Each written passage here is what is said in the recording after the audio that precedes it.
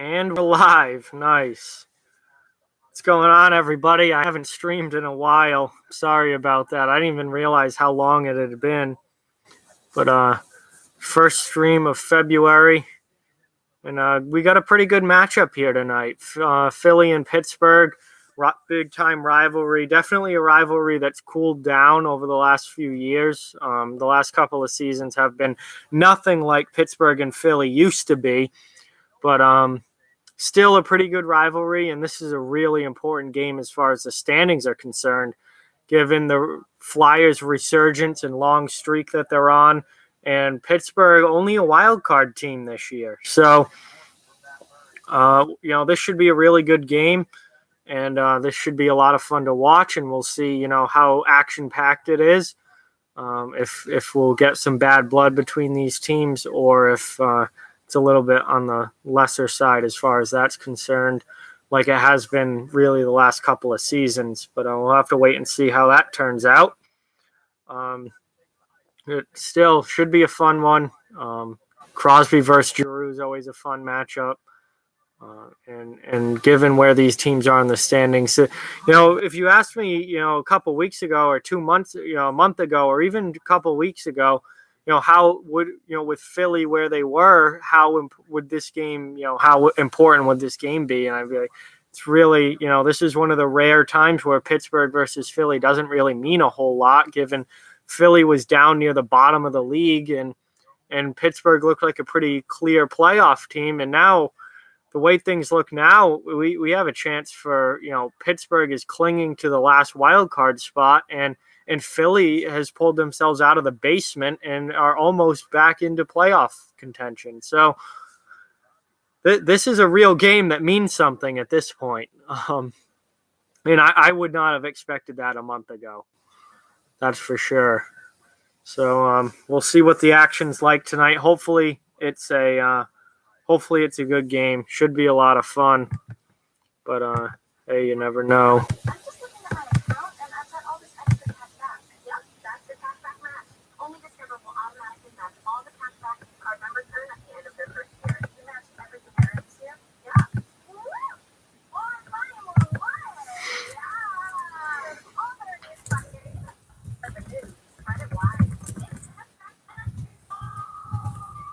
Gotta put my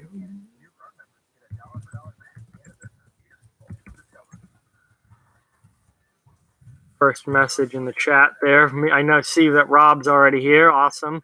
Great. Thank you, Rob. Thanks, guys, for watching. Really appreciate it. Hopefully the game gets started soon.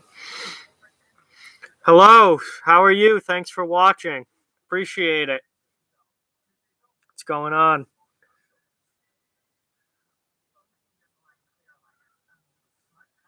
So,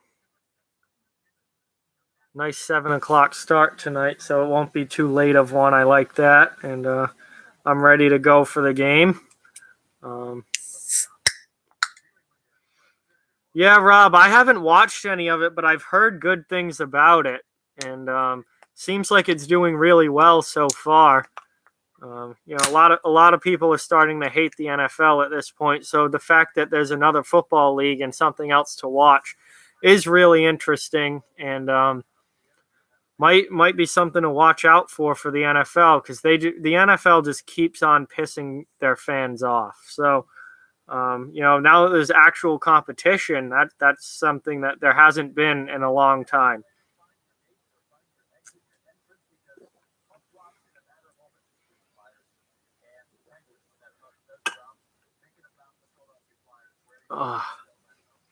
Oh, thank you. So, puck should be dropped pretty soon for this game. Probably 7:10 puck drop. And we'll see how it goes. It's Penguins Flyers. You never really know what you're going to get. This is a rivalry that's been kind of cooled off the last couple of years, but it's a rivalry that doesn't take much to pop off. I mean, these are two teams where you're only one hit away from this turning into 2012 type of Penguins Flyers. So hopefully this is some good action tonight and it's a lot of fun to watch. Hey, what's going on, everybody? Wow, big group comes in here. We got Rob in the house, I know. Panther Pucks is here. Goal Horns is here. What's going on, everybody? No, not tomorrow. It's on Monday night. What's going on, Goal Horns? I'm doing well. Thanks for being here. I appreciate it.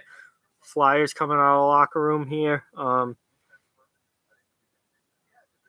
Yeah, that is weird, Rob.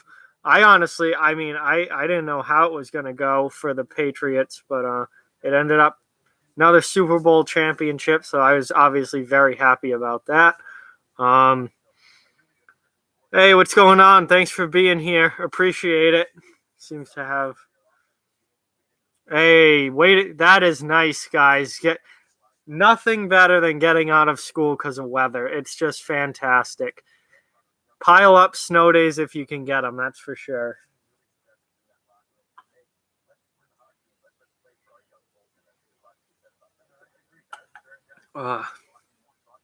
Yeah, bad weather's a fun time, especially when it gets you out of school. It sucks when you're an adult because nothing stops because of bad weather. You still have to do all your normal things. But when you're in school, bad weather is fantastic because it's like, oh, it's snowing, school's canceled. It's like, yes, that is awesome. So much fun. Yes, I do. I do like Budweiser. I just happen to have Bud Light here, but I do like Budweiser. Bud Heavy, Bud Light, doesn't matter. It's all great. One classic player, except for Bork, Gretzky, Lemieux, and Neely. I can name tons of old stars in the NHL. Do you want one from like a specific team, or do you want me to just start rattling off names of like really good old players? Do you want like 70s? Do you want 70s players, or do you want 90s players? Give me some more specifics. Oh, just one player? Bobby Orr, he's the first. Oh, 90s? One 90s player. Classic 90s player. Pavel Bure, he was fantastic. Theo Fleury, another one. Adam Graves was really good. Mike Gartner. Name a defenseman from the expansion cat. Oh, I'm not sure. I don't know. I cannot do that off the top of my head. I don't really know what the Panthers expansion roster looked like. That is something that's beyond me.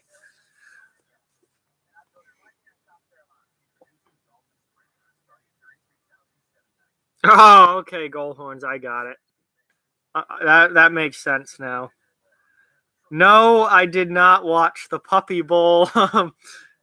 No, I was at my friend's house all day, Super Bowl Sunday, and we played some video games, drank some beers, had a good time, and then we watched the game, and then the Patriots won, so we had a big party after the game and drank some more beers and played some more video games. It was a really, really good time and a lot of fun. But I did not watch the Puppy Bowl, so unfortunately the puppies were not a part of my Super Bowl Sunday.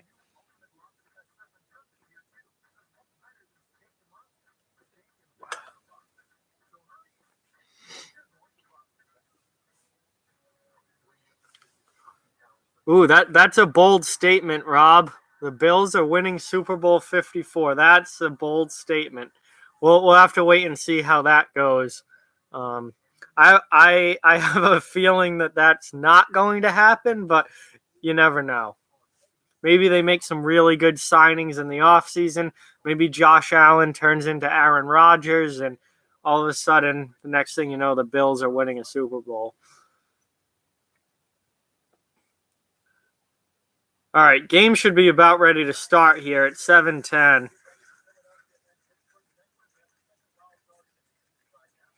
Do I think that Burakovsky gets traded? I definitely think it's a possibility for sure. I would think that if you're Washington, you are looking to make at least one move. at the deadline, and depending on how big of a move that is, maybe Burakovsky does get moved the other way if you bring in a high level player. I mean, no one knows for sure, and you will have to wait and see as we get closer to the deadline what actually happens. But I do definitely think that it's a possibility. I don't know if I necessarily think he's absolutely going to get moved, but he certainly could be moved.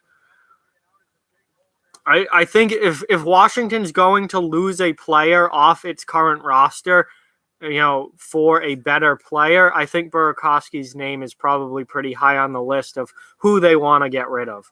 So I would say they definitely would rather lose Burakovsky than Verana, and that's not even close.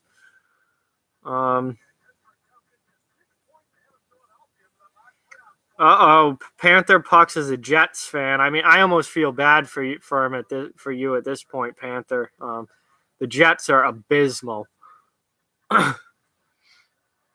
The curse of wide right. Yep. Classic Bills curse there.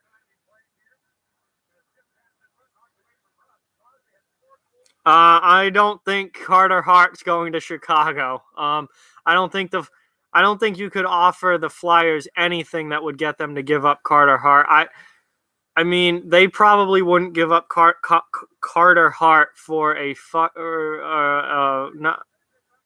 I don't know why I can't talk all of a sudden. They probably wouldn't give up Hart for Connor McDavid, I guess is what I'm trying to say. I think they have their goaltender of the future in Carter Hart, and they are going to keep him. I don't think there's much you could offer them that would make them trade him. They haven't had a goaltender since Ron Hextall. They haven't had a legitimate long-term franchise goaltender. So now that they have one, they're not going to give it up. So game's underway for you guys that aren't watching. I'll try and keep up in the chat here and keep you updated on the game as well. Philly's got possession in the offensive zone now. I've heard of Wheeler Walker Jr. I've heard a few of his songs, but I don't really listen to him that much. No. Not all that often. Yes, the Houston Astros are a very good baseball team. So Bjugstad flips the puck over the glass, so we are already have a Flyers power play. That was a really dumb penalty from Bjugstad. So the Phillies going on the power play here, only a little over a minute in, and they have a chance to take an early lead. And congratulations, Goal Horns, on the 2-hour delay. That is fantastic.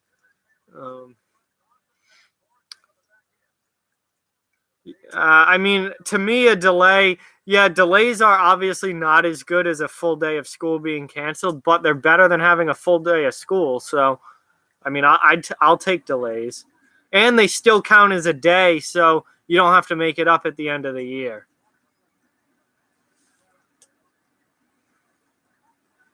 I actually like delays because it's obviously not as a senior, because at least at my school, my senior year of high school, if you were a senior, you didn't have to make up any snow days. So I wanted all snow days my senior year, but for the rest of the years, I'd rather have a delay and just not have to make it up.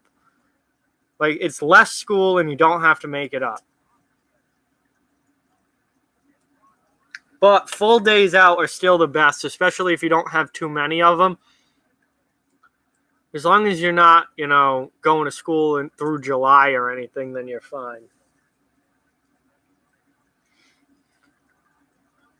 Capitals are already up 1-0 on the Kings. Interesting. Oh, not interesting. That's kind of expected.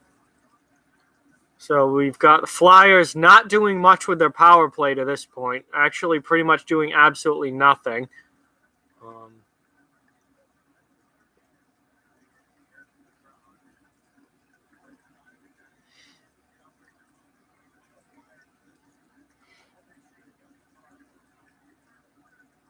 Yes, Rob, I was watching. I saw that happen.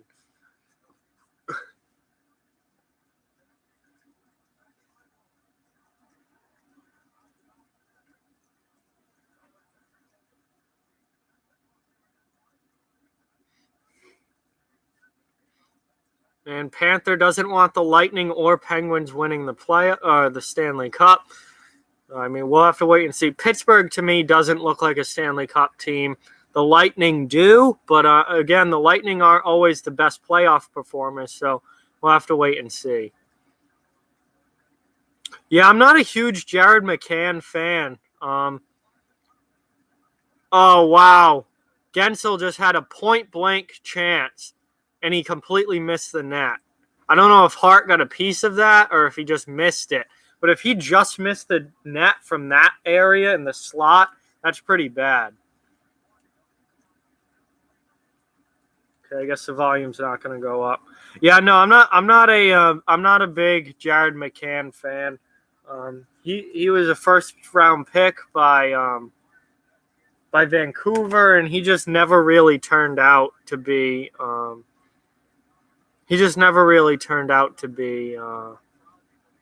Really what anyone expected him to be. He's had a tough go of it. All right, Gensel did not miss the net. Carter Hart just made a fantastic glove save on Jake Gensel. That should have easily been 1-0 Pittsburgh, and huge save from the young goalie. You thought I was a Penguins fan? Absolutely no, not at all. I'm a Bruins fan. The Penguins are actually one of the teams that I really don't like in the NHL. And now we got a huge save from Matt Murray and a little scrum going on behind the net. Matt Murray just equaled Carter Hart's save with an incredible save of his own here. 2-on-1 for Philadelphia. The pass gets across, and Lindblom just shoots it right back at Murray.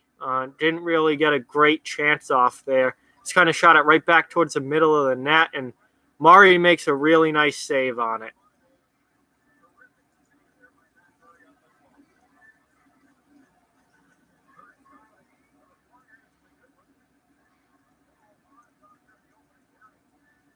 Oof, I much rather would have had Kuznetsov than Bjugstad. I mean, Bjugstad, he's having a really bad year this year. Overall, he's been a pretty good player, but definitely not a Evgeny Kuznetsov level. Let's see. Rob's having a calzone. That's nice. Good job, Rob. That must be awesome. I might do a stream during the Stadium Series game. I know that is not this coming Saturday, but the Saturday after. I don't know for sure if I will or not, depending on my schedule and if I'm around for it. But I do, if I'm not doing anything else, I will certainly be watching that game. And if I watch that game, then I definitely will be. I'll probably stream it if I'm watching it. How did Philly not score there? Another golden chance for the Flyers, and they can't put it home.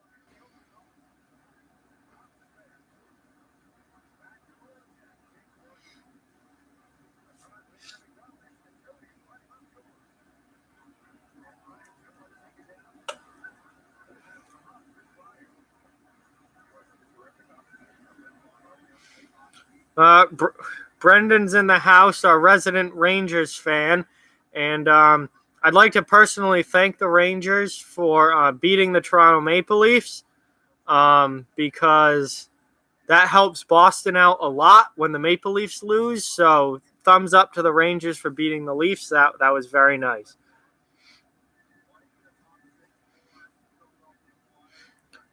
No, I didn't even watch the Winter Classic. That's why I didn't stream during the Winter Classic, because I didn't even watch it. I have a family party every New Year's Day, so I wasn't anywhere. I was at that. I wasn't watching the game, so that's why I didn't stream the Winter Classic, because I was doing something else. Another nice save there by Matt Murray.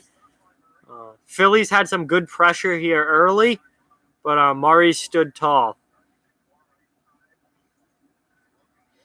My favorite cartoon growing up, absolutely SpongeBob. Not even close, without a doubt. SpongeBob. Absolutely disgusted at the Super Bowl halftime show that played 5 seconds of Sweet Victory and then ruined it with Travis Scott. That was abysmal. and they should have just played Sweet Victory the whole thing, and that should have been the halftime show. But yeah, SpongeBob was my favorite cartoon growing up. Still my favorite kids cartoon. Yeah, Brendan's nickname is Resident Ranger Fan. Because I think, Brendan, I think you might be the only Ranger fan that is like a regular on the channel. I know we have a lot of Caps fans, some Flyers fans, some Penguins, a lot of Penguins fans, obviously Bruins fans, a couple Maple Leaf fans, some Montreal fans, but I think you're the only like yeah, I think you're the only like regular on this channel that's a New York Rangers fan. So yeah, Super Bowl halftime shows generally aren't very good. No, I absolutely hate Cardi B. Cardi B is horrible.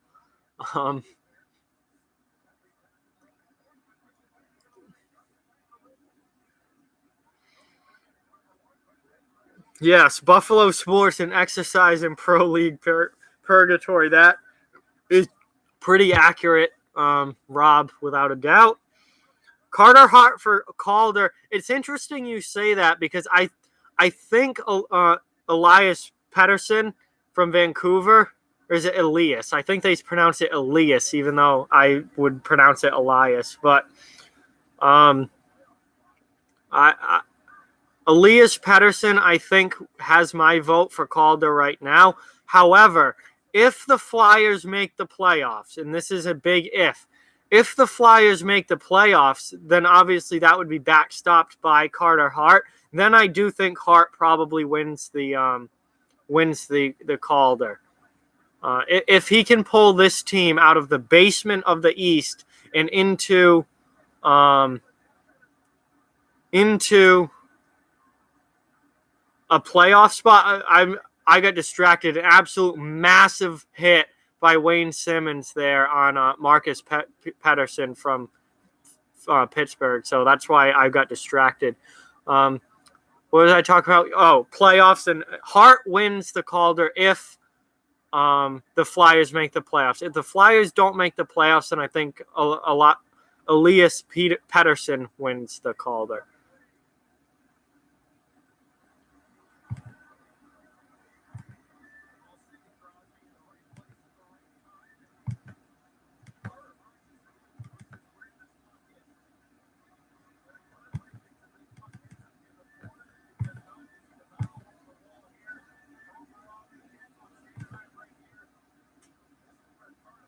Let's see.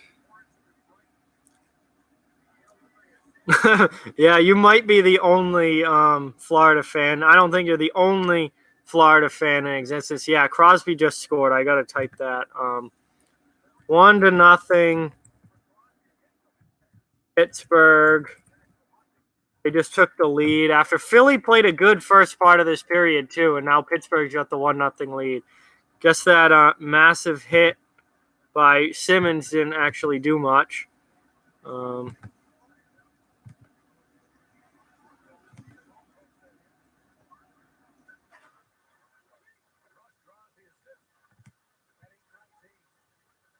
Crosby scores for the Penguins. Crosby always seems to play really well against the Flyers. Like playing the Flyers definitely and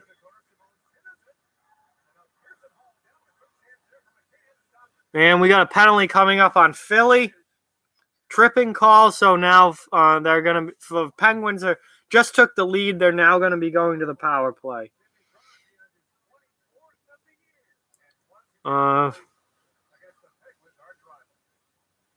Sure, Brendan, I'll hear your story. Go for it.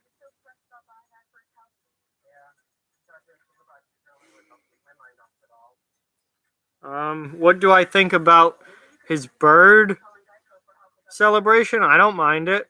I'm perfectly. I have nothing against it. I mean, he's on the Capitals. He's trying to be like an eagle, I guess. I think it's cool. Nothing wrong with that.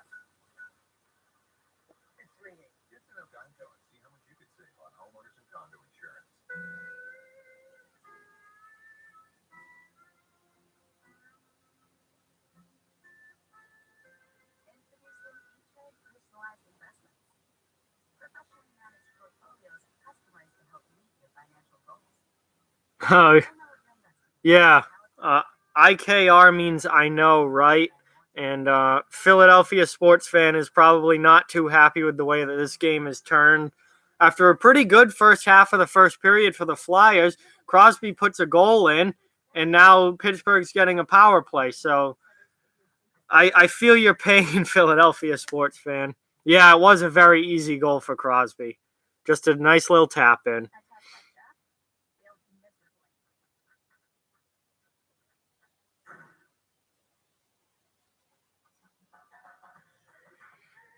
Yeah, I understand why you guys hate Sidney Crosby. I'm not a Crosby fan at all. I'm a very big Gritty fan. They just showed Gritty up on the TV there. I absolutely love Gritty. Best mascot in all of sports. Yeah, I mean, I'm not a Crosby fan. I don't like Sidney Crosby, but I certainly understand that he is an incredible hockey player and one of the best players in NHL history. Oh wow, that was such an easy goal for Crosby. That puck came right to him.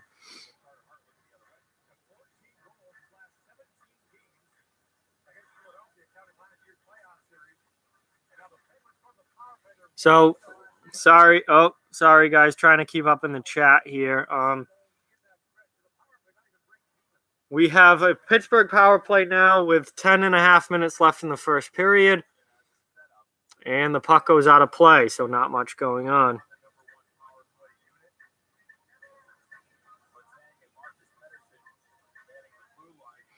Wow, Brendan, I'm sorry to hear that, but I'm glad that you guys got to bond over Rangers hockey, and obviously still a big Rangers fan. So Philly clears the puck again. Not much going on so far on this power play.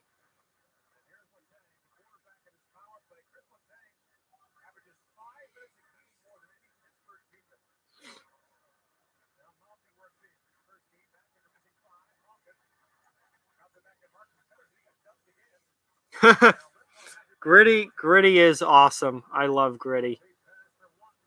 So this penalty kill so far has gone very well for the Flyers. Pittsburgh hasn't got much going, and the Flyers have been clearing the zone pretty easily. Well, thank you, Riv. Really appreciate that.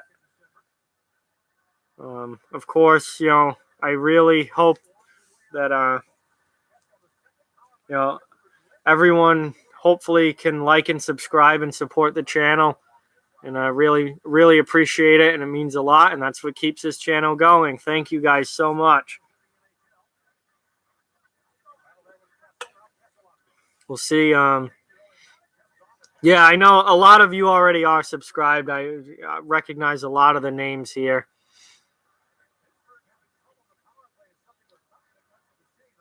Yeah, Pittsburgh not having a great power play here as Philadelphia continues to easily clear the zone, and Pittsburgh doesn't really aren't really get much going here. Final 5 seconds of the power play. Pittsburgh's going to get one more shot. It goes wide, and the power play's over. No shots on that power play for the Penguins.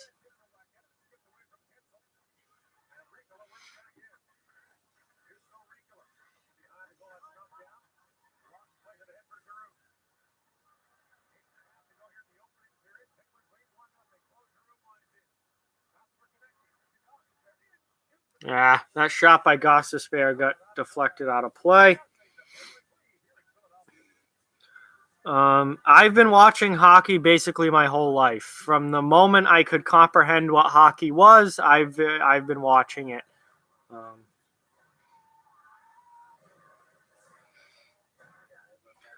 I don't even remember who Joseph Vasicek is. I have no idea who that is. Milan Jurchina, I certainly remember. He was a Bruin. Brian Bickle, obviously, remember he was really big with the Blackhawks, as Dave Boland was.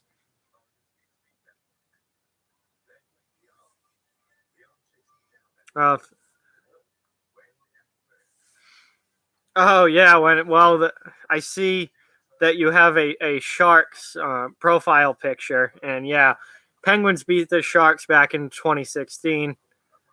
Yeah, I also wish the Sharks won that cup. Yeah, everyone knows Brian Bickle.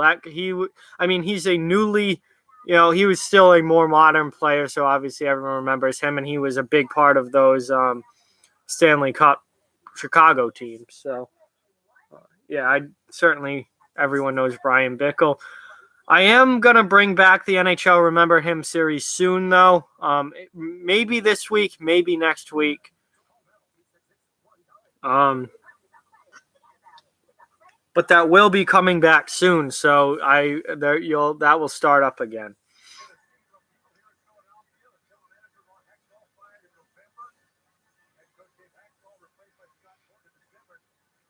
My favorite player, that is so hard. My default answer for who's my favorite player always goes to Patrice Bergeron, just because of what he means to the Bruins, how long he's been a Bruin, and how much I've loved watching him. I mean, it's hard for me to pick a favorite player because, I mean, I like so many. And I like so many different styles of players, too. Like, it's hard to pick just one. Yeah, that's very understandable, Brendan. And I certainly wish you the best and hope that the Rangers, have a successful rebuild and get back into to being a cup contending team soon. Yeah, so I'm gonna keep doing Enforcer Hall of Fame. You guys have probably noticed I haven't been doing videos every day. It's more been every other sort of, maybe only 3 or 4 days a week. I've been a lot busier. My normal time when I would do videos, I'm trading stocks now, so I'm working during that time. From basically the time I wake up all morning, I'm looking at charts and finding trades and doing stuff like that. So I don't have as much time anymore to do videos, and I'm going to be starting, probably in the next month or so. I'm going to be doing, landscaping will be starting back up again. So I just don't have as much time to do as many videos as I used to. But I will continue I will continue to do Enforcer Hall of Fame. I will hopefully be starting up Remember Him again soon. And I certainly am not ending not going to do videos or anything. I just can't do them as often because I just don't have as much time. Will the Hawks make the playoffs this season? No, Chicago is not touching the playoffs this year. My favorite player from another team, Wayne Simmons, is up there just because of his style of play. He's physical. He's willing to fight. He's a hard-nosed, old-school type player. Wayne Simmons is up there. Jamie Benn is up there. It's hard to pick one guy. There's just so many players I like, but Wayne Simmons is got to be top 3, if not my favorite guy on another team. I will, Brendan. I will remember you for sure. Second greatest player of all time, Bobby Orr. Bob, he didn't last as long in the league because he had severe knee problems, but Bobby Orr is the greatest defenseman to ever play in the NHL. And had he played, what he did in his era was just unbelievable. I think had he played longer, his numbers obviously would have been way even more through the roof. And he certainly, had he played, rather than playing in the 60s into the 70s, had he played in the 80s, he would have had, an even, more offensive effect. Orr was basically the first offensive not offensive defenseman, so to say, but the first huge point scorer from the back end. So all those great defensemen in the 80s who put up tons of points really were made possible because of Bobby Orr. So I think Wayne Gretzky, obviously the greatest player in the NHL history. I think Bobby Orr is number 2, and he's the greatest defenseman in NHL history.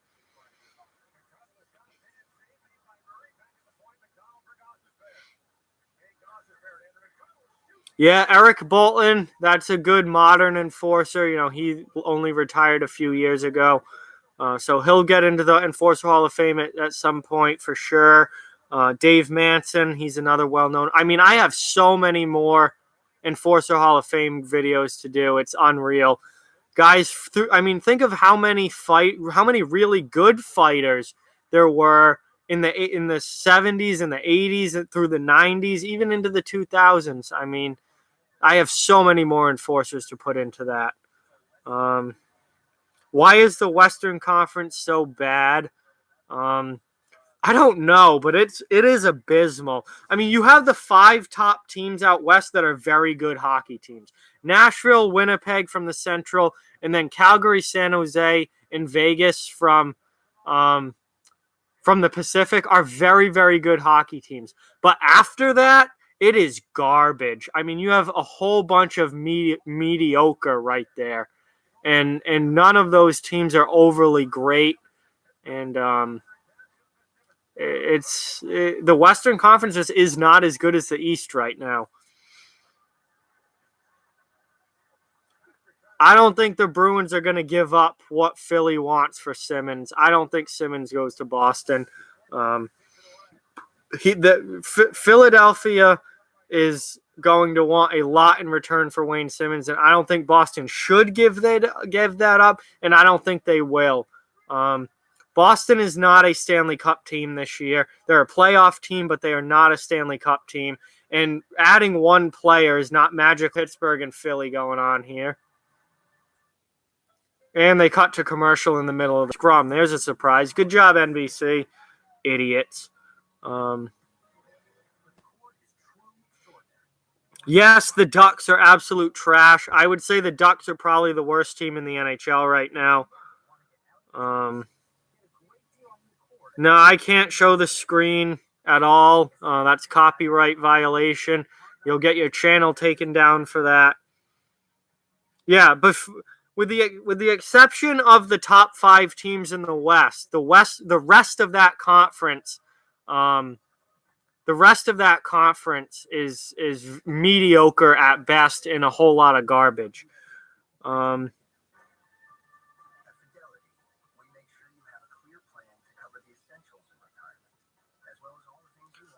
Well, I mean, Brian Boyle just went to Nashville for a 2nd-round pick.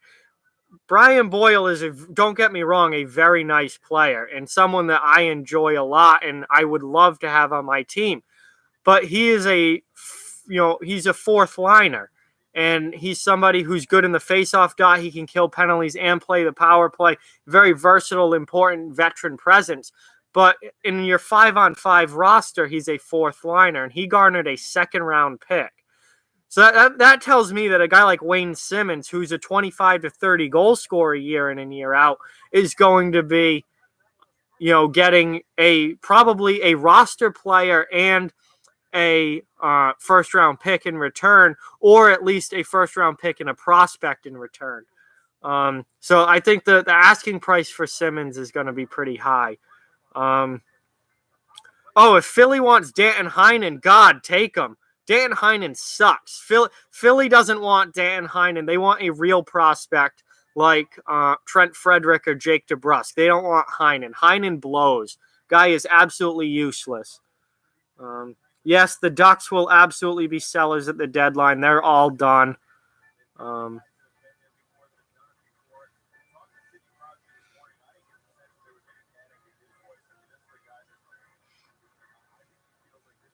Yeah, Brendan, I did not enjoy that. The Bruins blew another lead. That was not very good at all for them. But the Bruins came back and got wins on both Saturday and Sunday, so that was good. Boston needed that. That's a big 4 points for them. But yeah, the blowing leads and losing to the Rangers, I did not enjoy.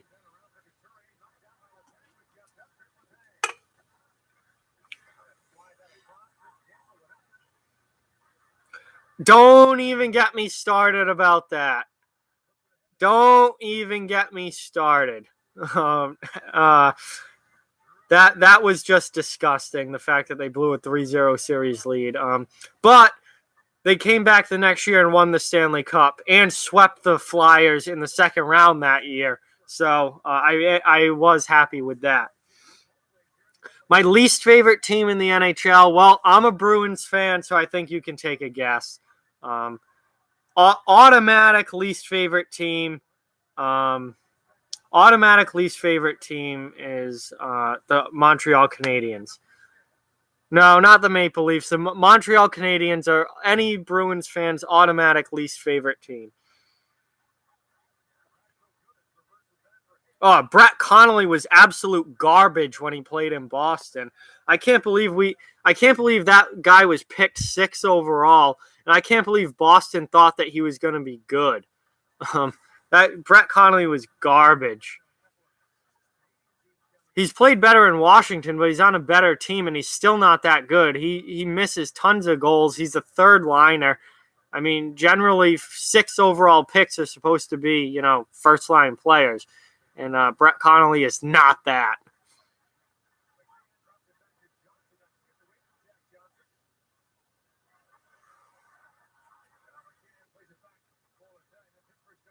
No, Chiarelli did not draft Brett Connolly. Brett Connolly was drafted by Tampa Bay, 6 overall. I forget which year, a while back now.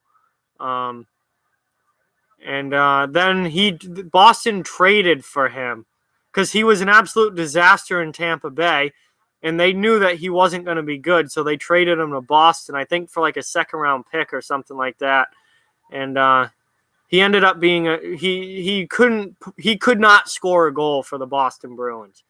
He could not touch the net with the Boston Bruins. And then finally the Bruins let him go, and he ended up in Washington, and he's been okay for them, but he just an absolute bust of a draft pick at 6 overall.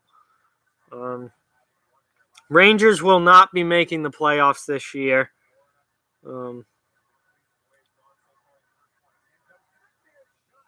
Wow, LA's taking the lead on the Caps. Wow. Yeah, I think we all have hockey memories and series memories that we don't want to remember. Oh no, Washington's up 2-1. Okay, that makes a little more sense because the Kings suck. Oh, it's 2-2. All right, I don't have the scores up, so I'm not sure. But Oh, absolutely. Absolutely. Peter Chiarelli is an absolute garbage GM, absolute waste of space, and I hope he never gets a job in the league again. He shouldn't get a job in the league again. Ruined the Bruins, then he got the Oilers and they were already ruined, but he handed Connor McDavid and did absolutely nothing with it. He's got that team back as a last place team. I mean, he's awful. Absolutely awful. Oh, Toffoli scored, so it's 2-2 now. Okay.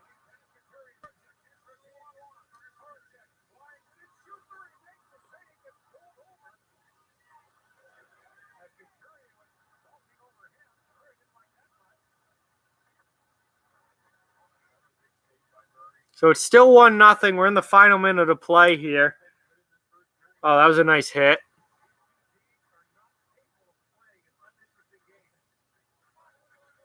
Wayne Simmons out there. He's looking to throw his body around.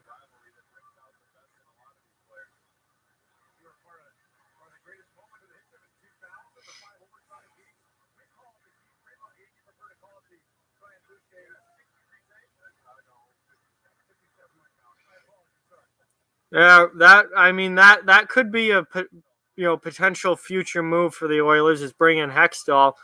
I think they're obviously, I think at the end of the season going to evaluate their GM situation and try and find someone.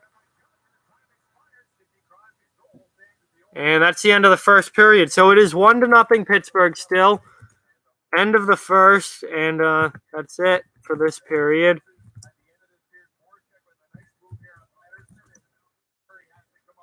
So that's where we're at right now. I am going to take this and move it onto my lap to let it cool off a little bit. And now I'm going to check Snapchat.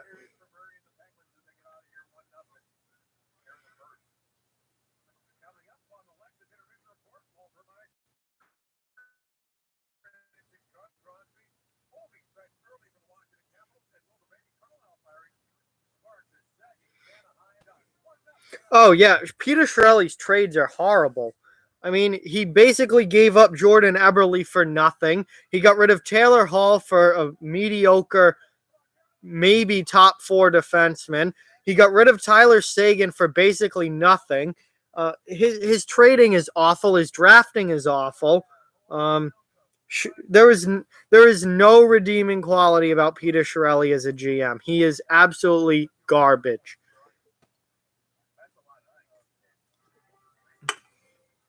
If you want to see me rail into Chiarelli, just go to the channel, go to my channel, and just type in Peter Chiarelli, and you'll quickly get my feelings on him.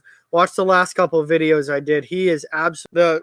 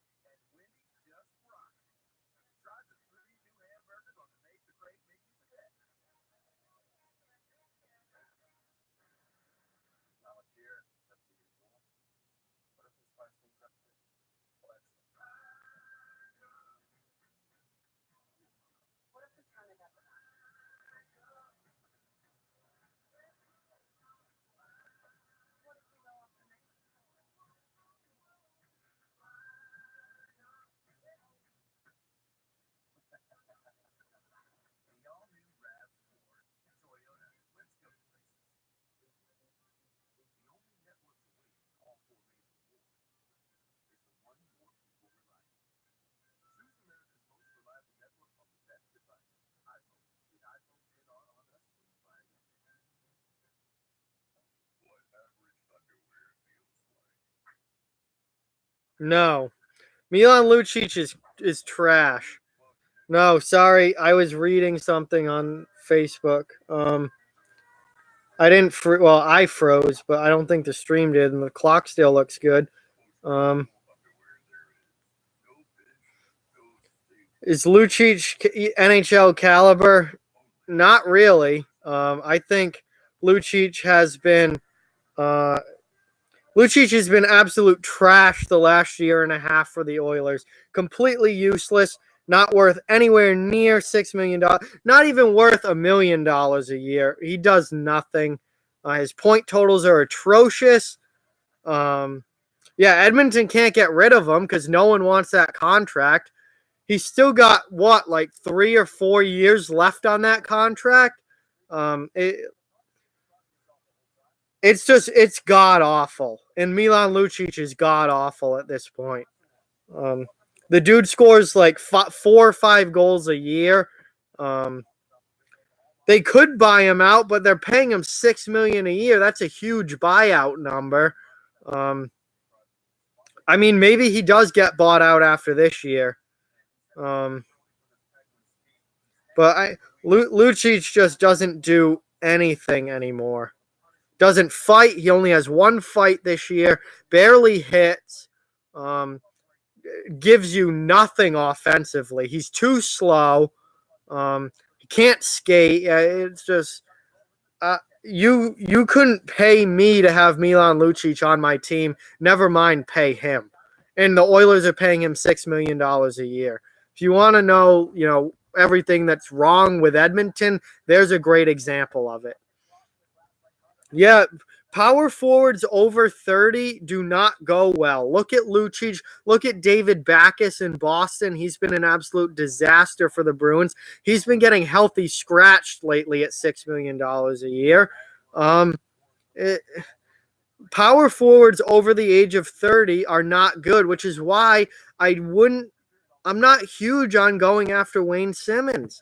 Wayne Simmonds is going to get a massive contract this summer from some team that signs him to a 5 or 6 year deal. He's 30 years old. Think of his style of play and how much punishment his body has taken. His goal scoring is already down, from where it was 4 or 5 years ago. His point totals are down from where they were 4 or 5 years ago. I wouldn't give Wayne Simmonds the massive contract that he's going to get because we see it time and time again. These power forwards cannot hold up long term. They're great to have when they're 23, 24, 25, but once they hit 29, 30, 31, they take a hard drop the other way.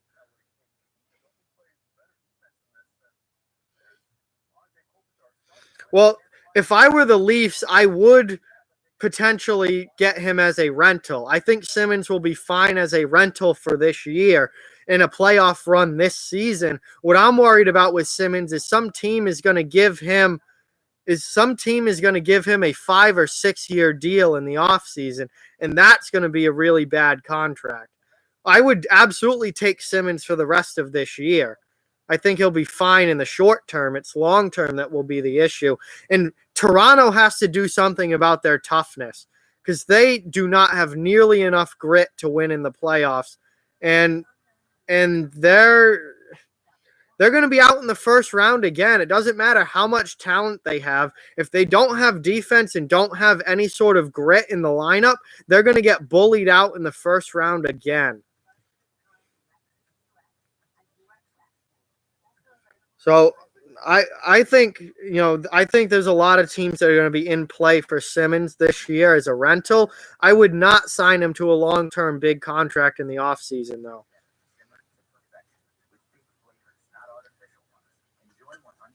Yeah, I'm with you. I'm with you, Akuma. I don't understand why the Rangers aren't tanking. They're not going to make the playoffs. I mean, Philly's past them in the standings. Carolina's already ahead of them. The Rangers are not going to pass all these teams to get into a playoff spot.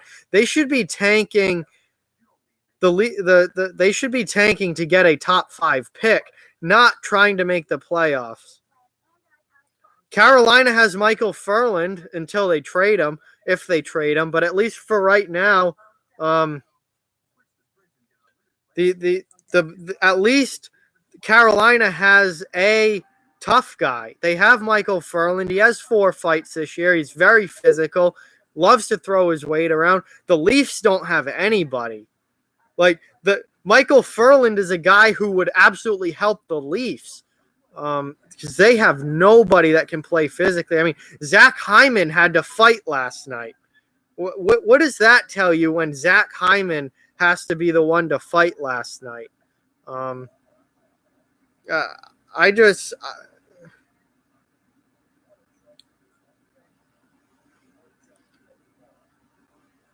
I don't see the Leafs getting past the first round with this soft of a team. They have to add some sort of grit into their bottom 6.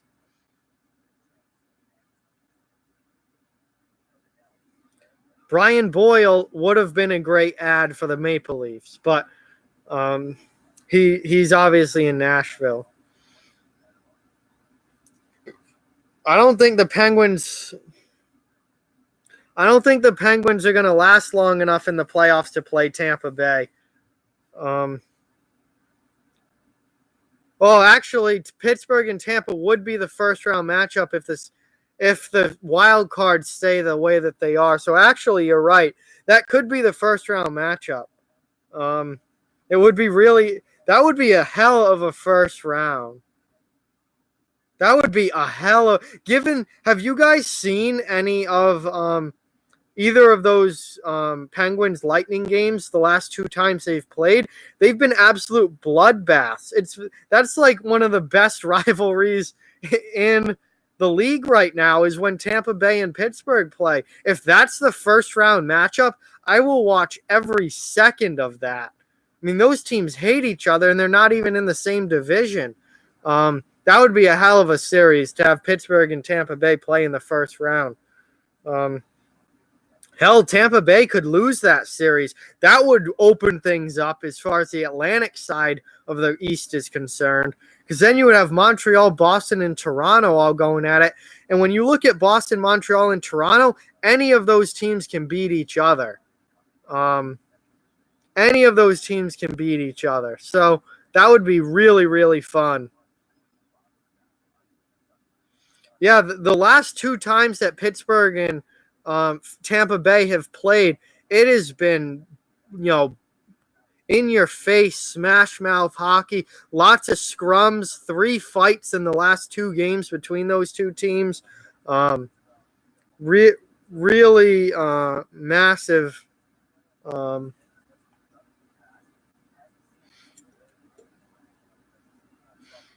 Massive rivalry brewing between those teams.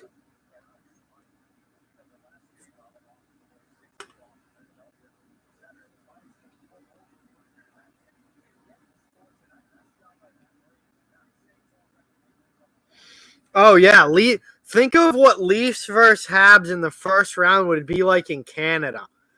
I mean, I'm in the US, so I can't even fully understand what that matchup would mean in Canada. But like, I can only imagine how absolutely nuts it would be in Montreal and Toronto if those teams met in the first round of the playoffs. That would be absolutely unreal. Oh yeah, you talk about playoff intensity. It would not take long for that series to turn into an absolute gong show. Um, Calgary versus San Jose has a very good chance of being the second round matchup in the Pacific, as far as I'm concerned. Absolutely, and that would be a heck of a series as well.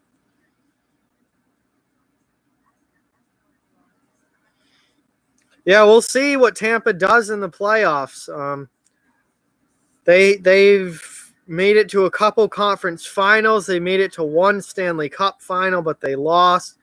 They haven't won the cup since 2004. It'll be interesting to see what Tampa does in the playoffs this year. The pressure is on. They're the best team in the league. They're first in the standings. They're the President's Trophy team. Now, the President's Trophy winning team very rarely actually wins the cup, so that's not on their side. Their playoff history is not on their side. It's going to be interesting to see. They're certainly not guaranteed a deep playoff run. They could lose in the first 2 rounds for sure. Do I think Vegas makes the playoffs? Absolutely. There's no one even close. They're not even close to being out of the playoffs. That Pacific Division is split so much with Vegas, Calgary, and San Jose at the top, and then after that it's just garbage.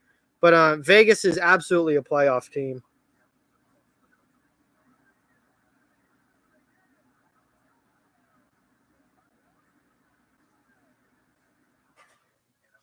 I mean, I think it's not necessarily a must win for Philly tonight, but I it would be a very good win for them to this would be a big win for them to lose, then the potential to lose again in tomorrow night, that would hurt their playoff.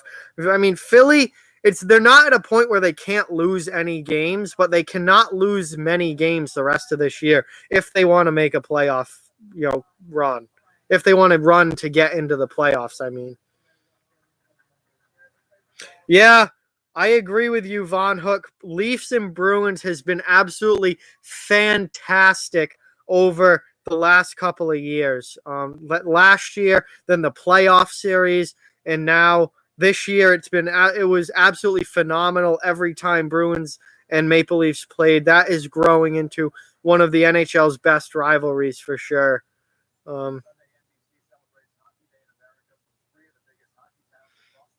I don't want to see Toronto in the finals. That's just the Bruins fan in me. And I absolutely hate soft hockey, so I don't want any soft teams to go deep in the playoffs. I love when tough teams win in the playoffs, and then I get to shove it in all the anti-toughness, speed, and skill people's faces. Like, look, physicality still wins when it counts. So I want Toronto out in the first round. I want a Bruins Maple Leafs first round matchup, and I want Toronto out in the first round.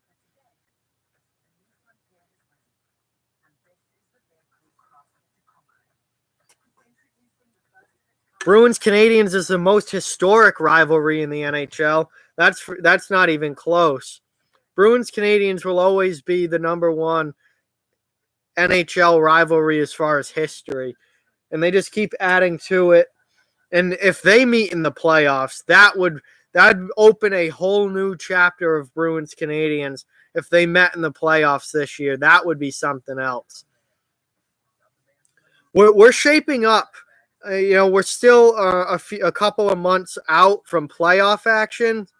We're still, we still got, every team has 25 to 30 games left to go. Right? That sounds right. Somewhere around there, I would think. But we are shaping up to have some incredible matchups in both the East and West in the playoffs this year. So I am really, really excited for April to come around and in the playoffs to start, because I think especially the first round, I think you have 8 series going on at once. It's just going to be so much fun. Hockey on every night, multiple games every night, and I think there are going to be some absolutely awesome matchups. So I cannot wait for the playoffs this year. St. Louis, I cannot believe St. Louis has done what they've done, going from being an absolute garbage last place team to back in a playoff spot and now winning, going on long winning streaks and really playing well.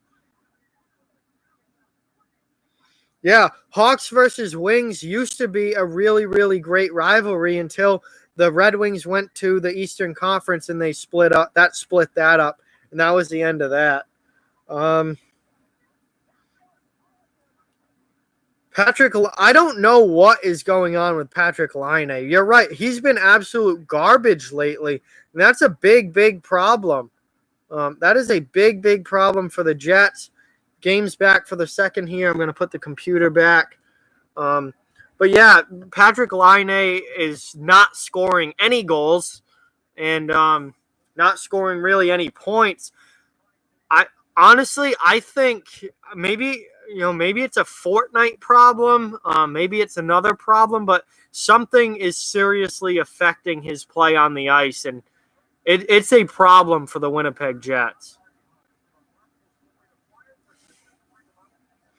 Well, Dylan Strome's played a lot better in Chicago than he did in Arizona. He was 100% a bust in Arizona. He was god-awful for them. But he's played much better since that trade.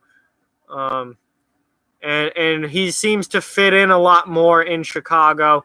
And he's obviously, the results on the ice are showing that. So good for him, and it's good to see him really turn things around and get on the right track in his NHL career, because he was terrible in Arizona, but seems much, much better now. So here come the Flyers into the offensive zone, trying to get a chance here. Voracek jamming and Murray with the save, and now Pittsburgh exits the zone.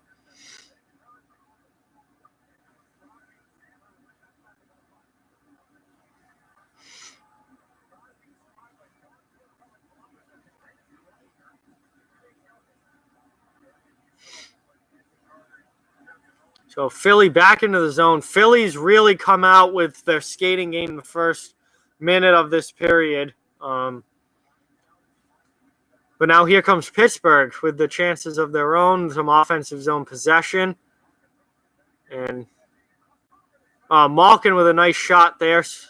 Missed the net, or it might have been stopped. Bjugstad just missed a chance there. And now here comes Philly back the other way. So pretty much wide open hockey here to start this second period, and just rushes both ways, back and forth.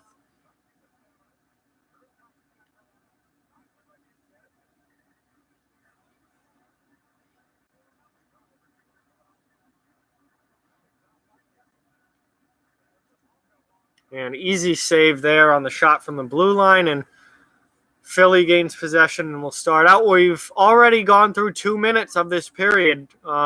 Hasn't been a whistle. It's just been back and forth action for the first 2 minutes of the second. Pretty wide open offensive hockey here. Good stand up there by Philly's defenseman. I don't know if that was Gudis or who that was, but nice stand up on Tanner Pearson.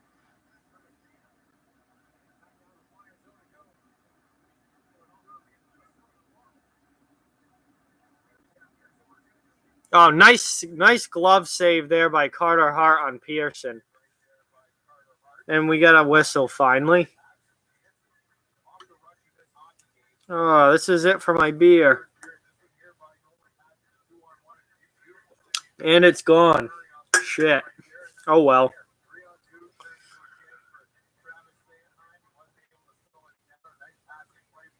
So let's see. Anything going on tonight? Nope. Not really.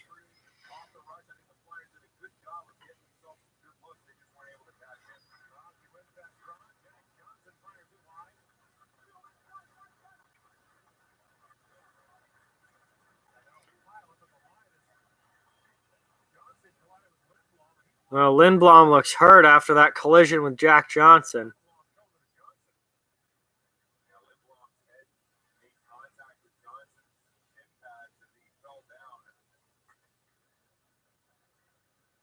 That's not good.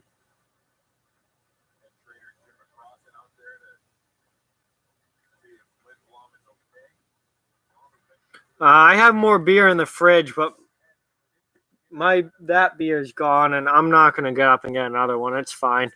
So, Lindblom just fell down there and ended up going head first into Jack Johnson.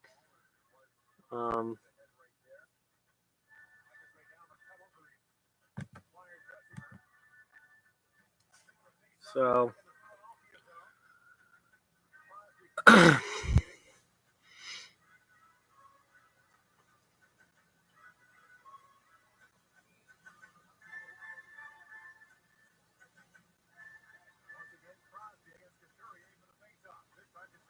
yeah, I'm not,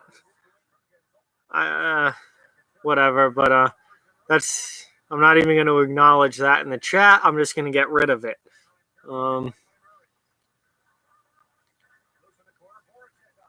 So Philly now can't keep the puck in the zone, but they gain possession again in the neutral zone, and we're 3 minutes into the second period now.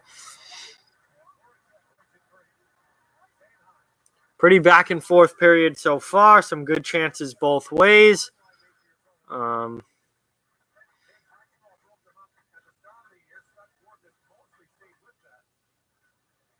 And that's going to be no icing on Pittsburgh.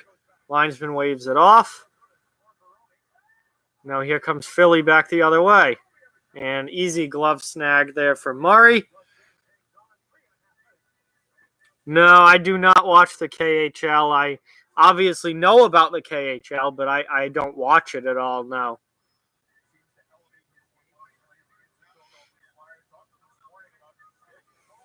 That is a huge return for Pittsburgh, getting Justin Schultz back. He's not playing tonight, but when Pittsburgh gets Schultz back, that is going to be a huge boost to their defense and going to help them out a lot. So obviously that's a big guy to get back. He is very important defenseman for them.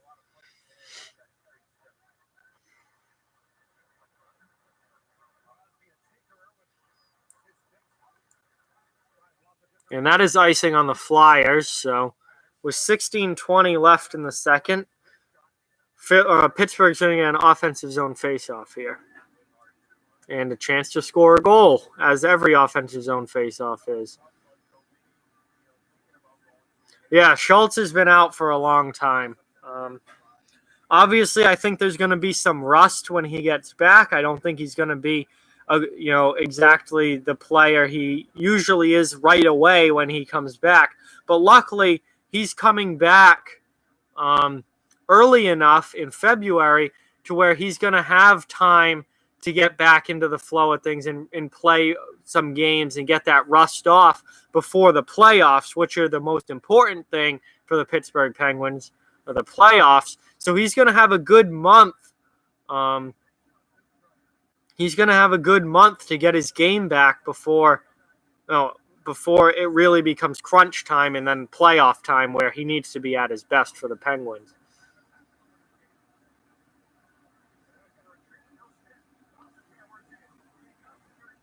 Nice save there by Murray. And Pittsburgh clears it. Yeah, Mika Zibanejad's having a great year for the Rangers. Honestly, he's probably the only reason the Rangers aren't a last place team is because of Zibanejad. But he's only one player, can only do so much. But he's having an outstanding season for the Rangers.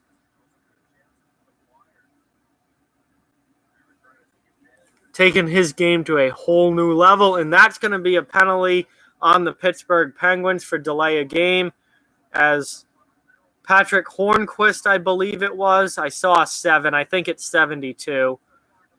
Yeah, it was Hornquist. He just flips the puck over the glass. So that's a delay a game penalty.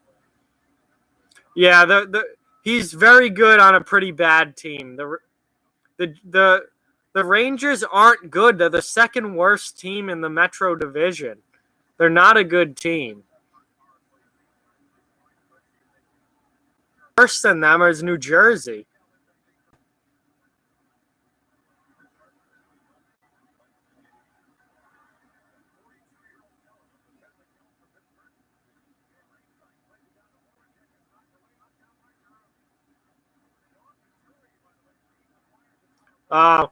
Bad power play here for Philadelphia. Now Pittsburgh's on the rush shorthanded.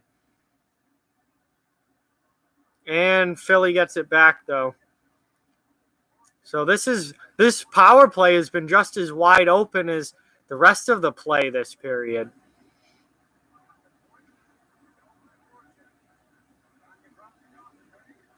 Gostisbehere fired that wide. He needs to get that shot on net.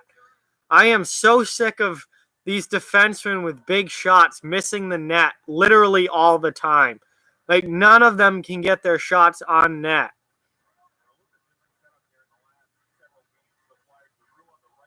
You've got to hit the net.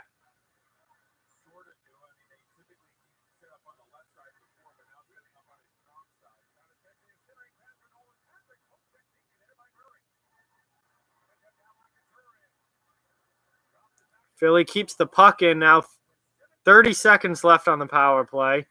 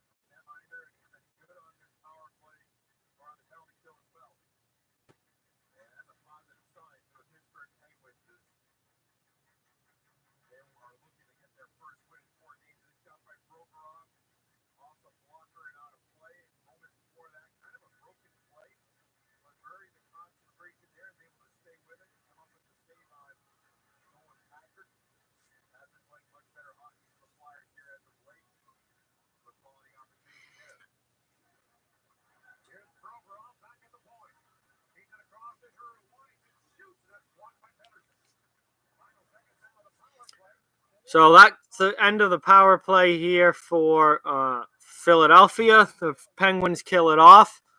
We're down to about just over 13 minutes left in the second period, and still 1-0 Pittsburgh. Not a lot of scoring in this game.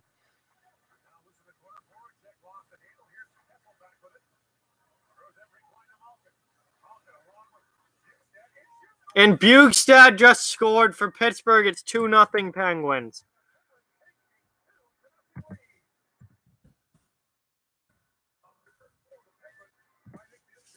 Bjugstad with a shot beats Carter Hart blocker side. Not a great goal to give up if you're Carter Hart. Not necessarily a soft goal, so to say, but it really just a rip from the circle. Carter Hart's got to make that save. Yeah, he just completely missed that. I take that back. That is a bad goal from Carter Hart. He's got to make that save. But Bjugstad's first goal is a Penguin.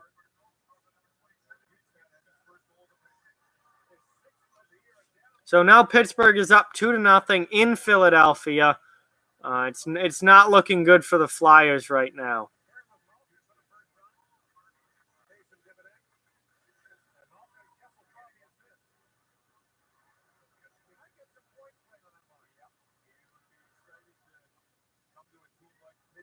So I mean, obviously the next goal is really really important. And if Pittsburgh makes it 3-0, I mean that's pretty much the game. If Philly can get it to 2-1, then all of a sudden they're right back in it, and anything can happen in the third period. So the next goal in this game is absolutely huge. Philly has to score this next goal if they want to have a chance to win this game.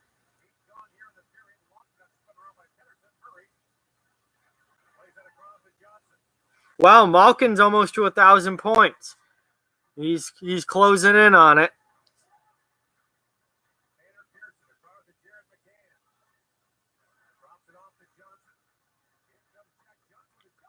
Oh, that was a really nice pass from Jack Johnson. Just couldn't stuff it home.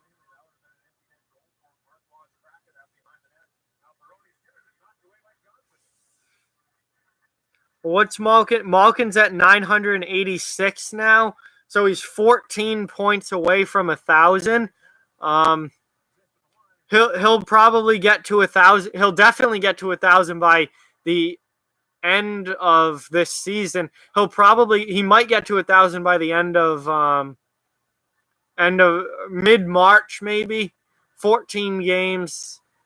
That's probably 3 to 4 weeks worth of games. Then he would need a point per game in that stretch. I mean, he sometime in March is my guess. Early to mid-March is when Malkin will get to 1,000 points.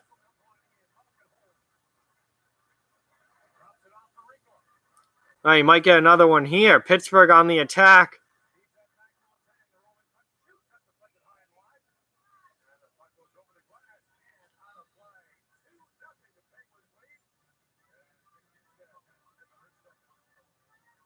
So going to commercial now. 2-0 Pittsburgh, and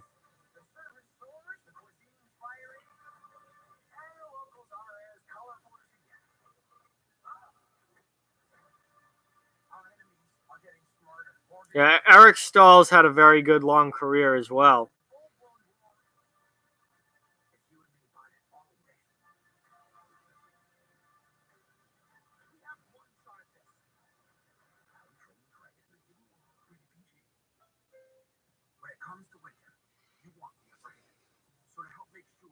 Wow, yeah, Crosby's almost to 1,200 points. That is pretty incredible. He is obviously a heck of an NHL player.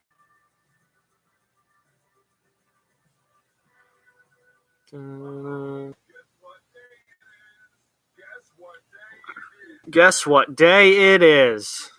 Hump Day? It's not actually, but that's just the commercial that's on right now. It is actually only Monday. Woo woo! That's a great ad. I love Geico's had some very, very good commercials over the years. Without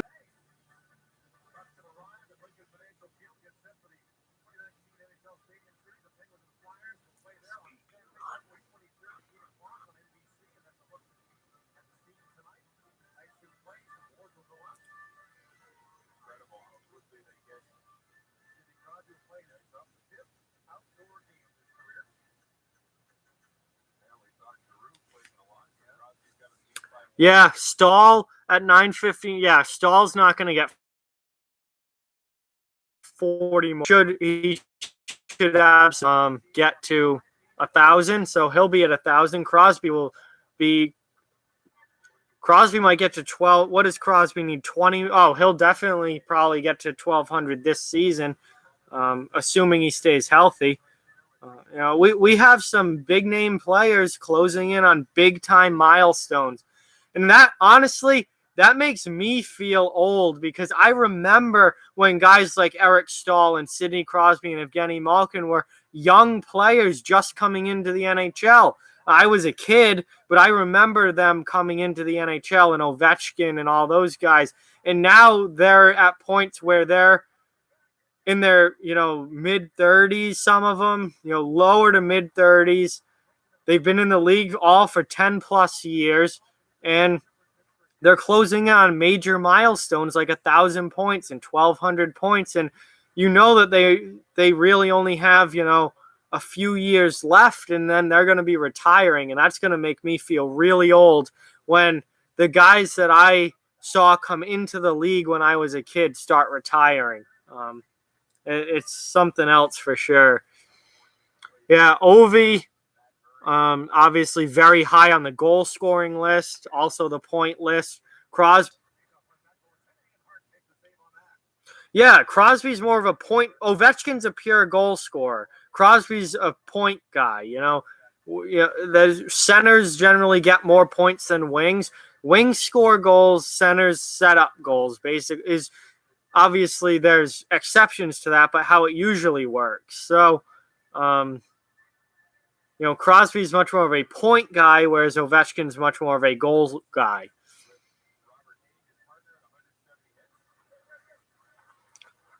Yeah, Sedin twins are done. Patrick Sharp's out of the league.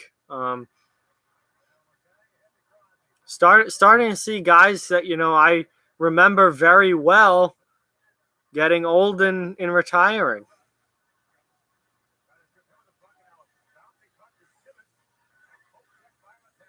Simmons and Letang going at it in the corner there. Now Simmons gets the puck. Nice pass out front. Just couldn't connect with Scott Lawton. Simmons with a shot there and another shot by the Flyers. And that's going to be a penalty on the Penguins. And now we've got some after the whistle stuff. Now Crosby's coming in, and now Letang and Simmons are going at it.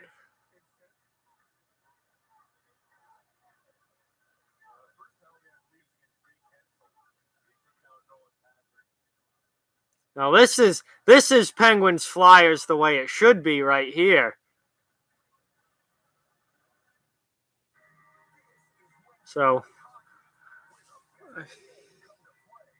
that's Penguins Flyers. I mean, this is still, it's still Penguins Flyers. It's still a rivalry, but it has cooled off a lot over the last couple of seasons. Pens Flyers last year and the year before and just hasn't been the same as it was, say, going back to 2011, 2012, 2013. I mean, for a while there, between like 2010 and 2014, it was out of control. It was wild. And it was, out of control in the best way possible. But it was absolutely nuts for a few years there. Every time that these teams met, it was an absolute bloodbath. And it was so much fun to watch and so awesome. And I wish it would go back to that, but it hasn't been that way the last couple of years. It's really simmered down a lot. A whole lot of fun to watch.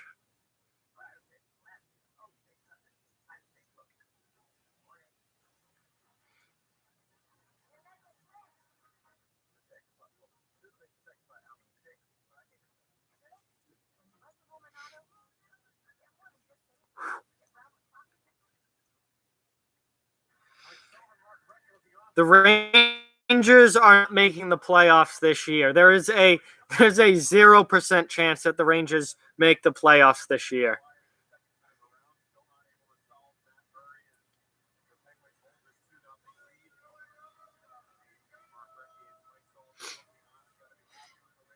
Hey, Panther Pucks is back. Oh, NHL 2003. That's a classic. I don't have 03. I play 04 a lot, though. NHL 2004 is a ton of fun to play.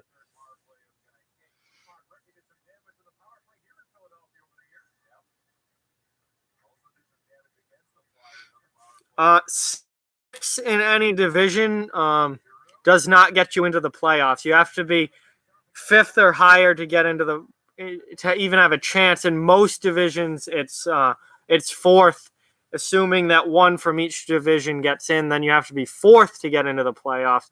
Six in the Metro will not get you into the playoffs if you're the Rangers. Won't get playoffs. I don't even think fifth in the Metro is going to get you into the playoffs. I think you're going to have to be fourth to even have a chance. I think his name is pretty self-explanatory. Um, he likes to take it deep in the back of the throat.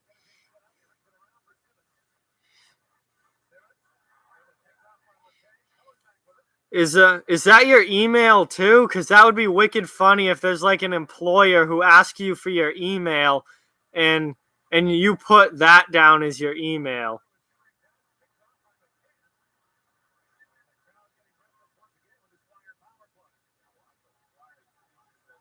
I don't find it very realistic to think that the Penguins, Hurricanes, and Flyers are going to completely collapse, and that the Rangers are going to go on this long winning streak. That's very, very unlikely. One of those teams might collapse, not all three of them, and it's very unlikely that the Rangers win enough of their remaining games to get into a playoff spot. They would need to go. They need to rip off 10 in a row or something like that.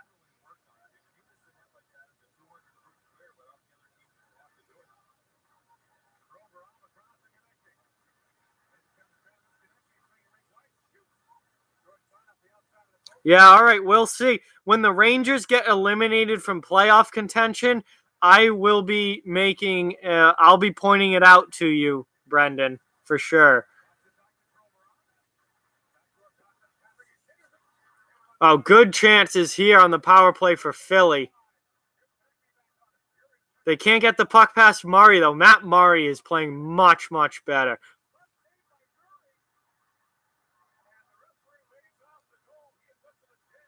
Why did the ref blow the whistle?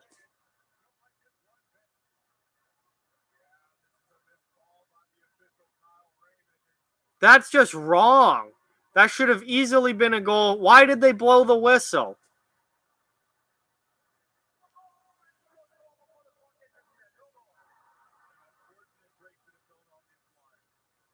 That is garbage. That was a goal, and they just blew the play dead for no reason. He never had that in his glove, and it was just sitting in the crease. Murray completely misplayed that. How is that not a goal? Why would you blow the whistle?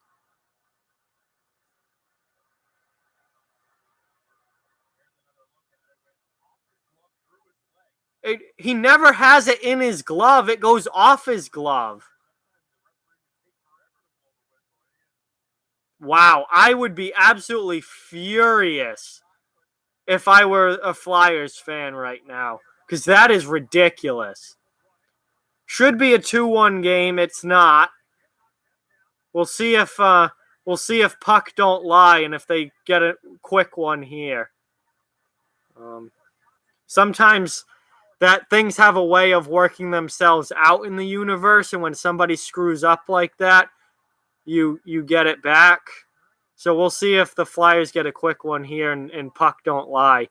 Because it should be 2-1 right now. That should have been a goal. The ref had no reason to blow the whistle there, and for some reason he did. And it cost the Flyers a goal, which sucks, but it is what it is.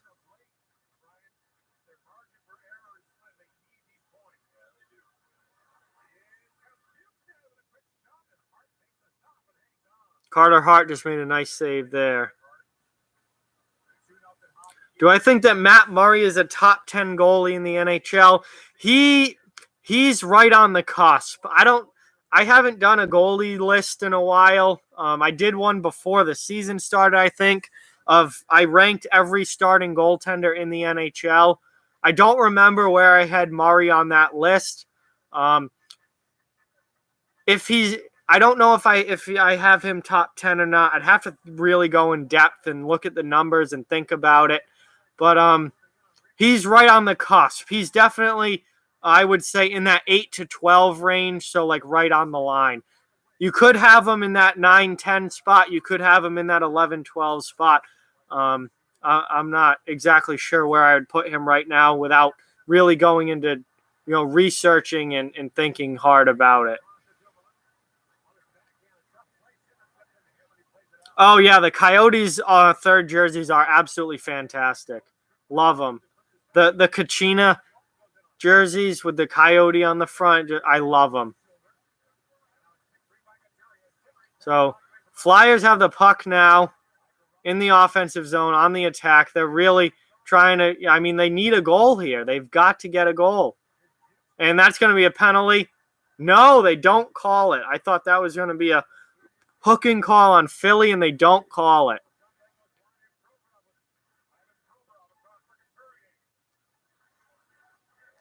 Philly needs a goal here bad. Get this at least back to 2-1 going into the third period. There's another loose puck in the crease. Nobody can get to it. Flyers regain possession. Philly is just, I mean, on an all-out attack mode at this point. And Pittsburgh gets the puck out of the zone, but not deep. They're in the period of the long change, so they can't get anyone off the ice. And Philly's back on the attack now. Over. There you go. Oh, and great save through a screen there by Matt Murray. And he holds on, so that's going to get a change for the Penguins. Philly just cannot see. Well, they did get the puck in the net, and the ref blew the call, and now they can't seem to get the puck in the net.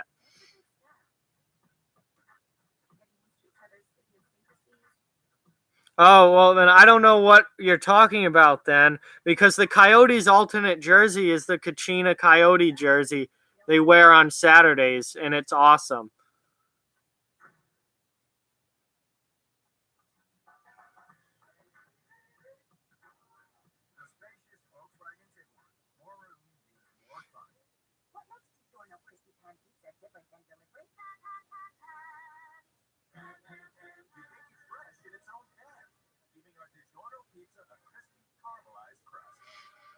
All right. Do I watch other sports? Yeah, I do watch. I watch a lot of sports. I'll watch almost any sport. I'm not big into basketball, but I do love March Madness. The March Madness tournament is fantastic. Hockey's obviously my main sport. I watch a lot of football as well. I watch a little bit of baseball. I don't watch a ton of baseball. I think it's pretty boring. Basketball, I don't watch a ton of. I watch golf. I watch NASCAR. Any sort of sport competition, I pretty much will watch. But hockey's definitely my number one.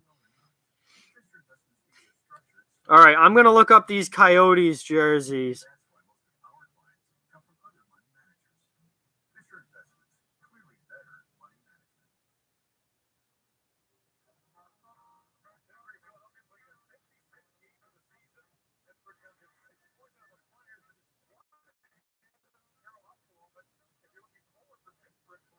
My favorite NCAA hockey team is the Providence College, PC.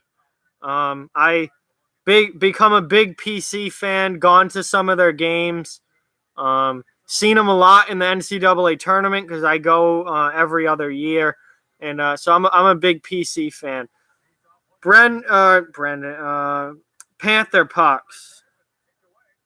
Is this what you're talking? Hang on, you're probably not going to be able to see. Yeah, I see the jersey that you're talking about. It's not going to show up right. But it's these. It has the coyote head here, and then the desert on the bottom of the jerseys. They are a pretty ugly jersey, but they're really. I mean, this is '90s NHL at its peak. So yeah, those are pretty fun jerseys. But I like their third jerseys that they have now with the Kachina Coyote on them.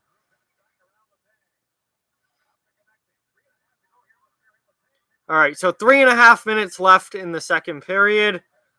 And Pittsburgh ices the puck.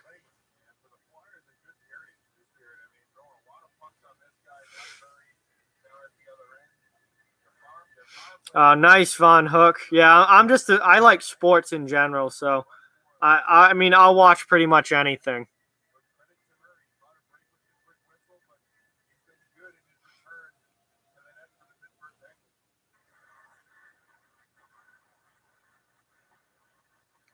So Philly can't really gain any sort of possession off that faceoff and have to dump it back in.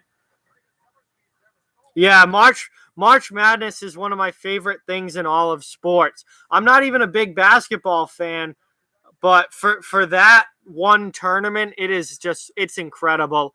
I love watching it, and I watch most of the tournament.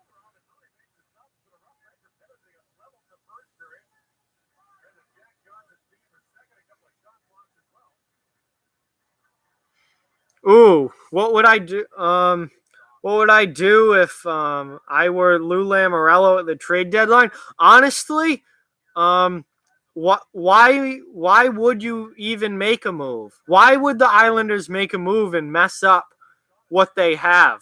I think they have a really good team right now, and I wouldn't give up a lot for a high end player. Maybe add, you really don't need to add any depth forwards. You have a great fourth line with Clutterbuck, Zizekas, and Martin. You have a good veteran group. You have a good young players in Barzal and Bavillier. Like, I don't see much that the Islanders could do to really change things and get that much better. They're already a pretty good team. Maybe add a depth defenseman, a veteran depth defenseman.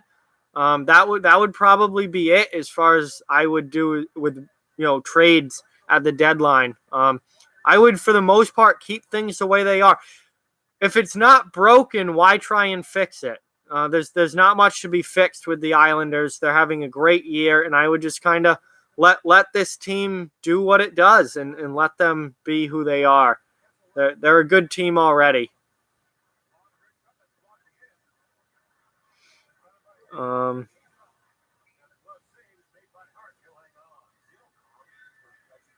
that's interesting. Ball State of all schools will be in a Power 5 conference and win it all in 2030. I don't know about that, but we'll see. Kings are a joke. Yeah, the Kings are not. They're terrible this year. No, I don't watch F1. I've never gotten into road racing really. Um, I just not something. It's not something I've really watched all that much, if at all. Um, so no, I'm not. I mean, I know what it is, but I'm not overly into it. Yeah, see, that's the kind of move I could see them making. Although I think they're kind of in good shape as far as forwards are concerned. I think maybe adding a defenseman would be good for the Islanders, like a veteran bottom pair defenseman type guy. But, Boyle would have been a good addition there, another veteran guy and a really good bottom six forward. Nashville went out and got him. All right, here comes Philly, 3-on-3 into the offensive zone. And Pittsburgh does a good job defending there.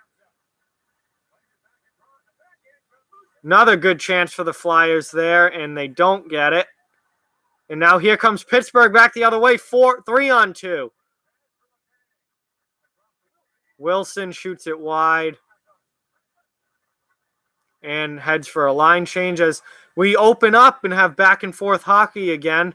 So this period is ending the way that it started, with chances going back and forth at both ends of the ice.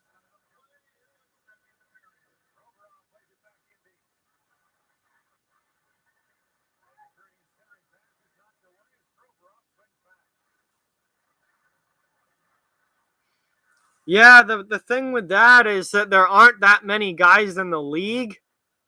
Um, and obviously, a lot of those guys are already on good teams and good, if you're a playoff team, you're not giving up anything off your roster at the deadline. That wouldn't make any sense for a playoff team to give up someone like that. So you'd have to try and scalp someone from a bottom feeding team. And they're just, it's a limited market. There aren't that many guys. So the trade deadline is going to be interesting to see who makes moves and who doesn't make moves and what moves are made.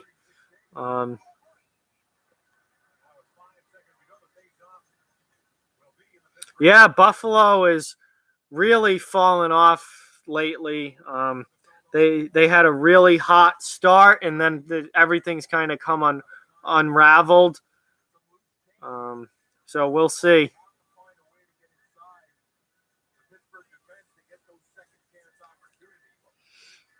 Yeah, the Islanders are having an outstanding season, and I don't think anyone saw this coming.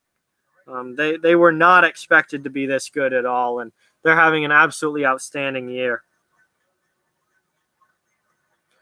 All right, so final 5 seconds of the second period. It's still 2-0, and now we've got some action in the corner at the end of the period. Lawton's going at it. Nolan Patrick's in there. Radko Gudas is in there. And it looks like that's it. Well, this league sucks now. That would have been a 5-on-5 brawl like 5 years ago, and now they just don't do anything. This league sucks now.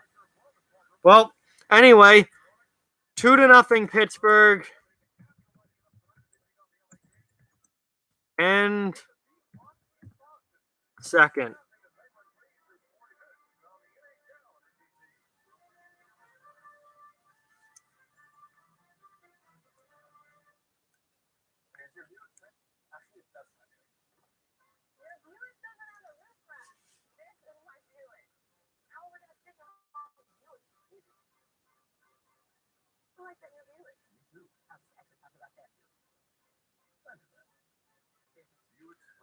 All right, so we're now at intermission. Going to move the computer again to let it cool off, keep this thing from overheating and just crashing. Oh, well, you're very right. He was very right. Yeah, hockey was all, so tough through the 60s, 70s, 80s, 90s, and then it all came crashing down, and now everyone's a big pussy and want everything to be no contact and all freaking wimpy, and they've completely wussified and ruined hockey. But there's nothing you can do about it. It is what it is. But it's a lot more fun when guys are punching each other in the face, not patting each other on the back.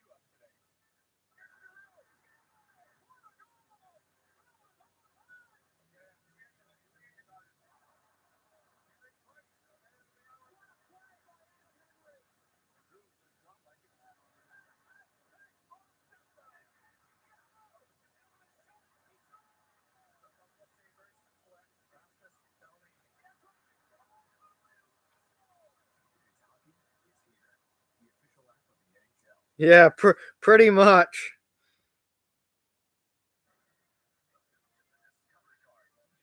Yeah, I watch the Olympics. I mean, it depends on the event, and I like the Winter Olympics much better than I really don't watch the Summer Olympics. The Winter Olympics I do. I like the events a lot better. Um, I don't watch everything obviously, but I do like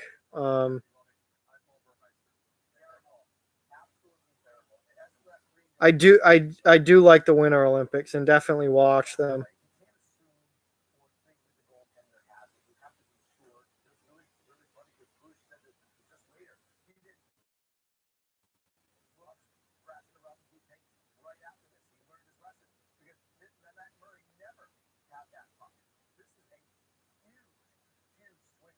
Yeah, a guy like JG Peugeot would be a good addition to the Islanders. Third line guy, somebody to give him some depth and somebody who can, brings a lot of energy, is a really good player. in his role. Obviously, he's not an elite NHL player or anything, but in his role, he's a very good player and is a good guy to have come playoff time.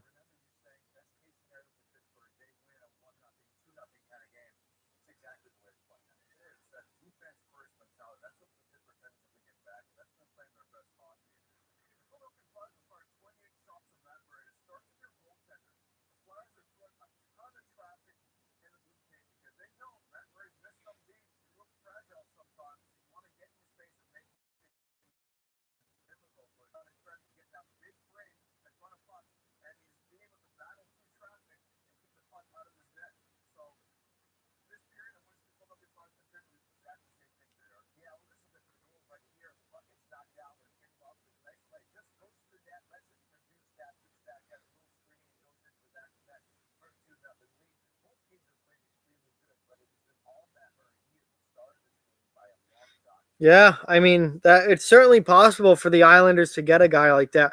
I don't think you're going to see the Islanders going after, the top guys on the trade market because it really wouldn't make sense for them to. I think they're in a very good place right now. I think any moves that the Islanders are going to make are going to be depth moves.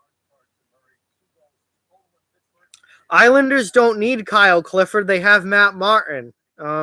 That's not a need for them. They have toughness there on the fourth line.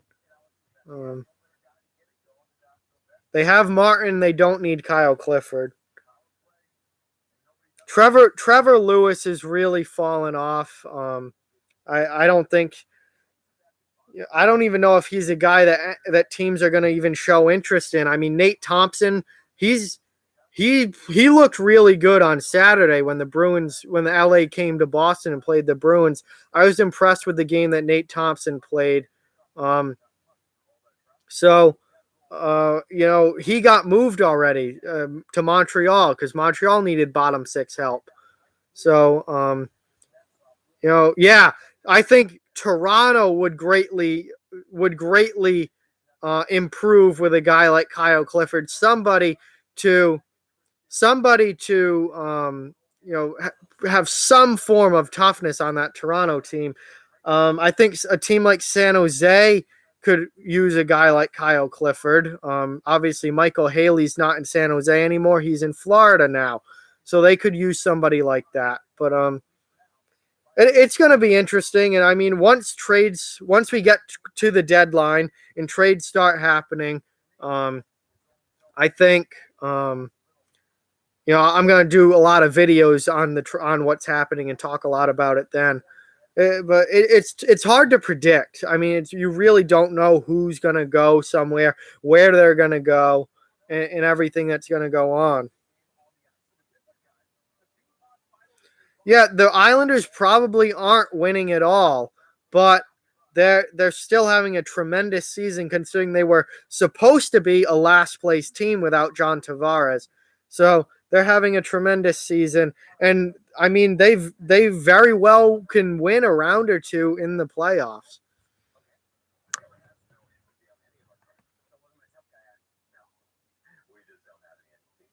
Yeah, Andrew Shaw really hasn't done much in Montreal, so I would not be surprised to see him get moved out. Um, that does suck. Normally at the I mean, college, I wasn't necessarily in class or anything when the trade deadline happened, but I mean, normally I have been in school, but now, I'm not in school anymore, so I should be around for the trade deadline day.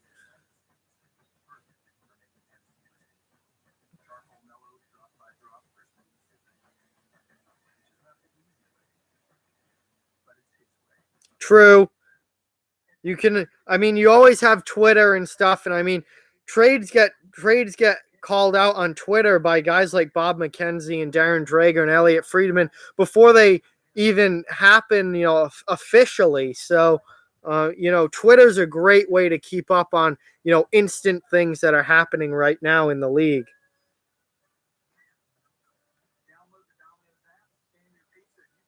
You just want to make sure that you don't um, you just want to make sure that you follow the right people and don't get sucked into those fake trade rumor accounts or people who don't really know what they're talking about. But if you stick with, the well-respected, well-known reporters like Bob McKenzie and Darren Drager and Elliot Friedman and Pierre LeBrun and guys like that, then, generally like 99% of the time what they say is correct.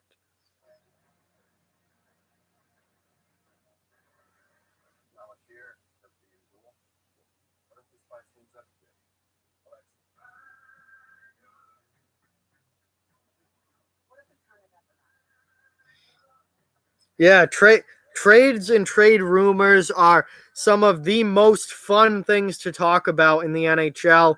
Always been a lot of fun, but now especially that I have this channel, I mean, talk about great, great content. Whenever a big trade rumor comes out, it's just so much fun to talk about. Yeah,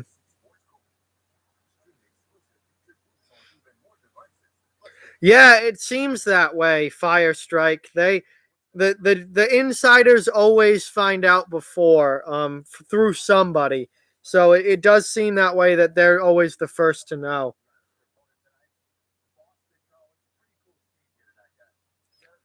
Yeah, just if you stay updated on social media, then you generally can stay pretty well updated on what's happening in the as far as trades are concerned.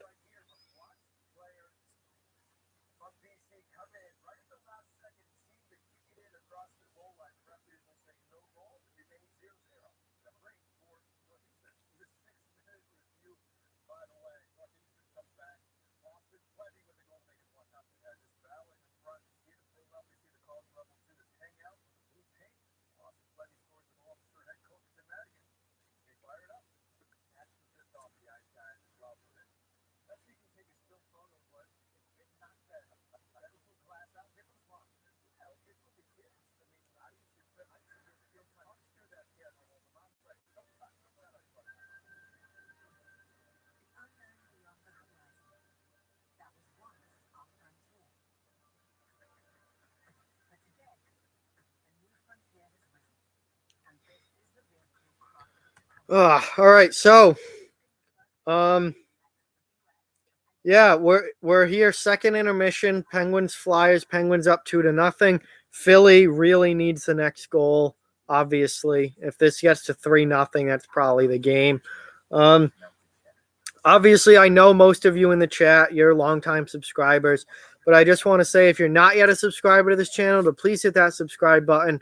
I do video content throughout the week on topics from across the NHL. I also do live streams like this from time to, usually every couple of weeks, and then a lot more in the playoffs. And then, so yeah, as long as you're a fan of hockey and a fan of the NHL, then there's going to be content that you'll enjoy on this channel, hopefully. So hit that subscribe button and follow along. Also, if you haven't already, give this video a thumbs up if you're enjoying the stream, obviously. If you're not, then you're probably not going to give it a thumbs up. But if you are enjoying it, hit that like button, because that really helps out a lot as far as getting the video found, and it helps out a lot with YouTube's algorithms, moves it higher on the list in searches and stuff. So that's really an underrated part of YouTube, is getting likes. If you get likes, YouTube shows your video to more people. So so thank you guys for that. Thank you guys for your continued support. I really, really appreciate it. Thank you, Fire Strike. I'm glad you enjoy the channel, and that's why I keep doing this, obviously, is because I know that there are a lot of people who do enjoy this. And as long as I have an audience and people want me to do videos, then I will keep doing videos. Yeah, I have to apologize to you guys. I know that for a while there, I was doing multiple videos pretty much every day.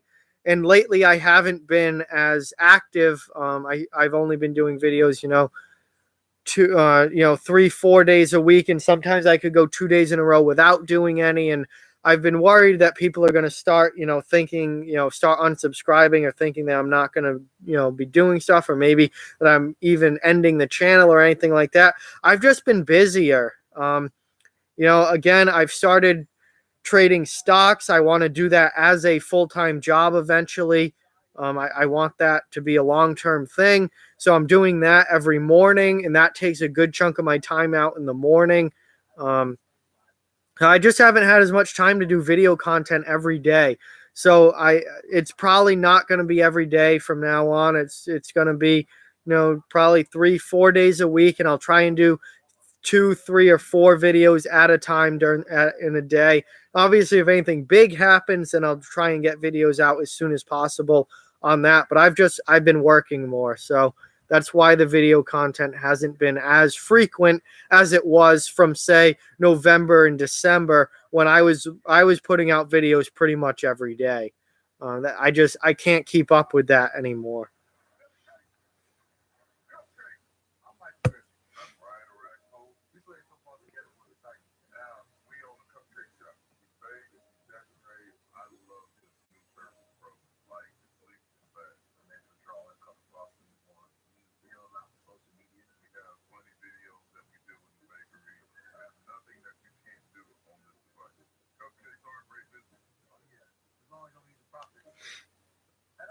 So we should be back. It's almost 9 o'clock. So the third period should be starting soon.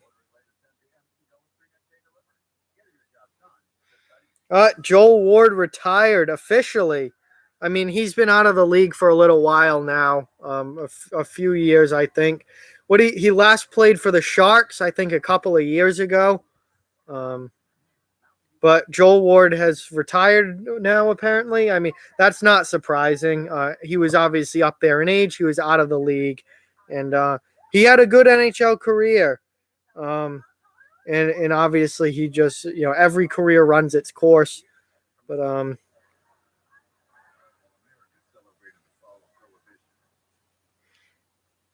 good career for Joel Ward, and I'll probably do a video on that in maybe tomorrow.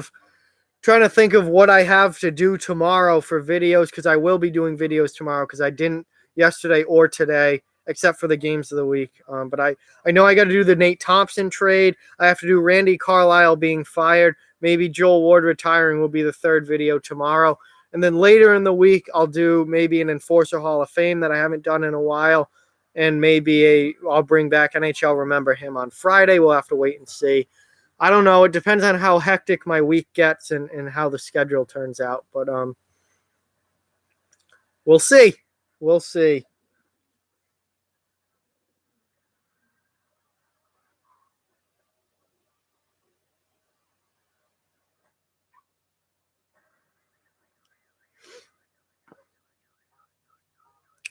No, he didn't win a Stanley Cup, but there have been a ton of really good NHL players that have never won a Stanley Cup. I mean, that's not really a knock against him. All right, third period time in Philadelphia. I will be moving the computer back to its normal position for the game, and here we go. All right, Fire Strike. Thank you very much for watching. I really appreciate it. I hope you enjoyed the stream, and I will see you next time, and hope to talk to you soon. Thanks for watching. I really appreciate it. And yeah, there have been a lot of great players that have never won the Stanley Cup. Stanley Cup is a team award. It really has no effect on how good an individual player is or isn't. It's about the team when you win the Stanley Cup. So puck is dropped, third period underway. And we already have a shot on goal for Philadelphia. And this period is off to a flying start for the Flyers, who almost score a goal in the first 15 seconds. But once again, Matt Murray holds strong.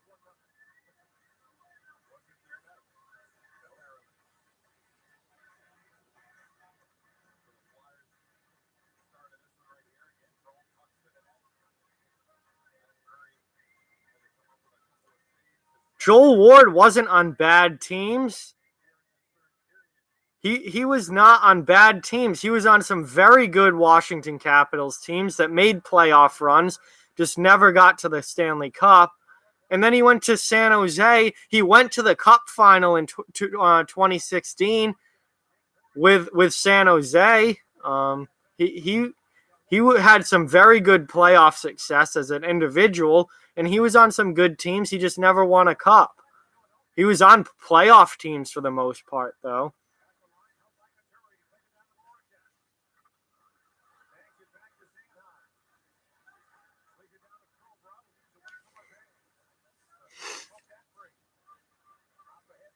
Yeah, but Pavel Bure was on some good teams too. I mean, very rarely is a player on a good team for his every single year, and very rarely are players on bad teams every single year. I mean, generally guys have some good teams and some bad teams.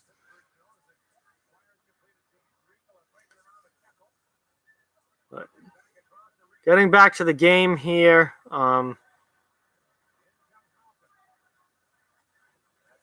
good. Yes, Matt Duchene has been on bad teams, but Matt Duchene is a dickhead and deserves to be on bad teams. I don't like him at all. I think he's a selfish player and just he's a dickhead. He's caused problems everywhere he's gone. He's a douche.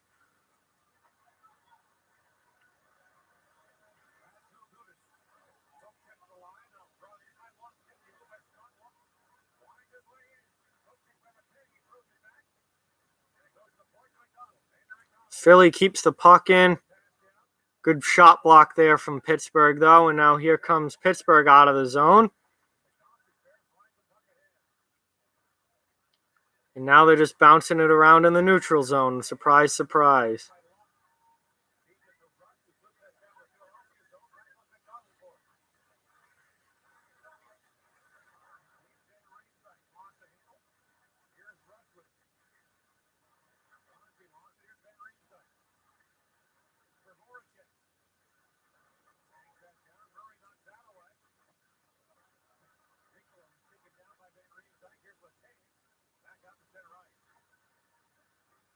Yeah, Duchene's going to get traded out of Ottawa, I think. I don't see him staying in Ottawa. Ottawa's not going to pay him.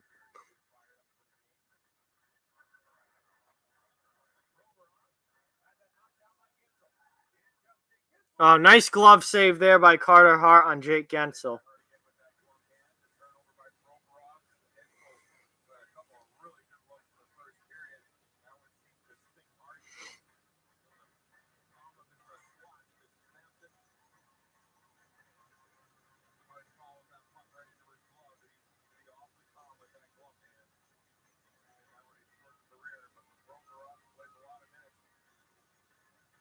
Yeah, the whole Ottawa franchise is a joke right now and an absolute shit show of an organization. I mean, it starts with the owner and just crumbles all the way down. It's just an absolute garbage franchise at this point.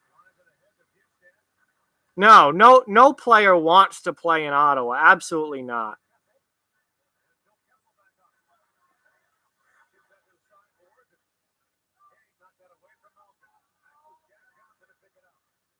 Yeah, it seems like when they let go of guys, all of a sudden they start playing a whole lot better and turn into much better players than they were with Ottawa. Latest example is Mika Zibanejad.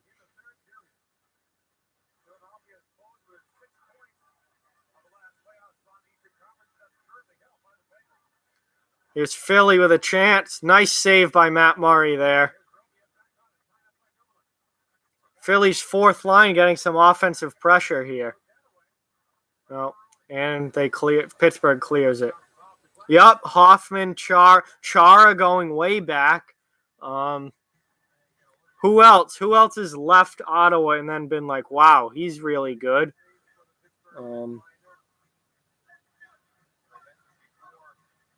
I can't think of particular guys off the top of my head, but it is a it is a common thing. Yeah, they let Chara go, and look at what Chara's done in Boston. The legendary career he's had as a Bruin, captaining the team, being a Norris Trophy defenseman, bringing a Stanley Cup back to Boston for the first time since the 70s. And Ottawa just let him go.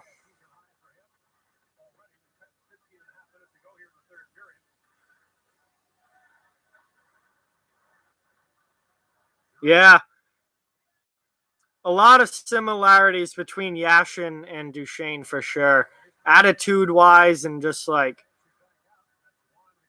being douchebags, and they're gonna get big money, but they are both shits, that's for sure. Yeah, except it's funny because Ottawa doesn't own their first overall pick. Ottawa traded their first pick away, so they're the worst team in the league, and they're not going to get that draft pick because they traded it, which is just idiotic.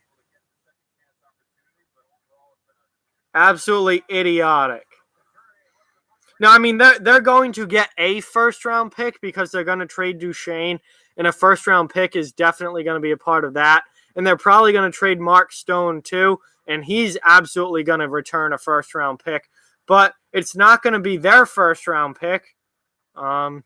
It's going to be it's going to be from a contending team who wants these players. So it's going to be a 20-something overall pick. Not nearly as good as having the first overall pick. Yeah, I don't know why they would gamble on being good this year. Everyone knew the Senators were going to suck this year. Yeah, I don't know. But now they're probably going to lose Stone and Duchesne. And Bugstad with a great chance to score, and he saves. Carter Hart made the first save, and then Bugstad missed the net.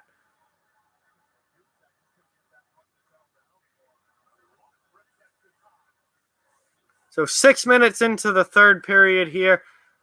Both teams exchanging chances, and it's still 2-0 Penguins.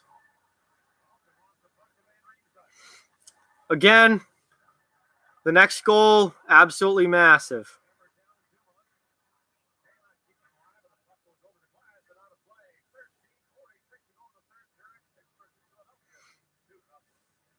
I don't know. I don't know if they have any trade partners for Craig Anderson. He's up there in age.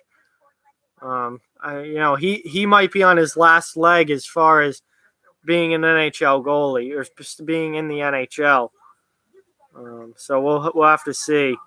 But I don't know if they have any trade partners for Craig Anderson, at least this year. So let's see. What else is going on in the NHL tonight? No fights. There's a surprise.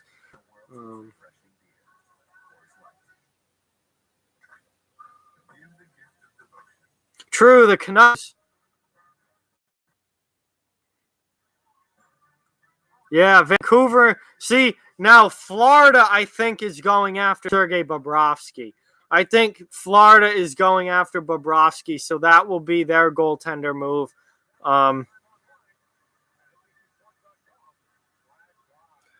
No one's gonna care if you wear a Miroslav Shatan jersey. I mean, he's a classic NHL player from the 2000s there. So you should wear a Shatan jersey. That's fine. Yeah, they're going after Bobrovsky. Because he's a free agent, they can sign him to a long-term deal, and he'll be their starting goaltender for the next 6 years.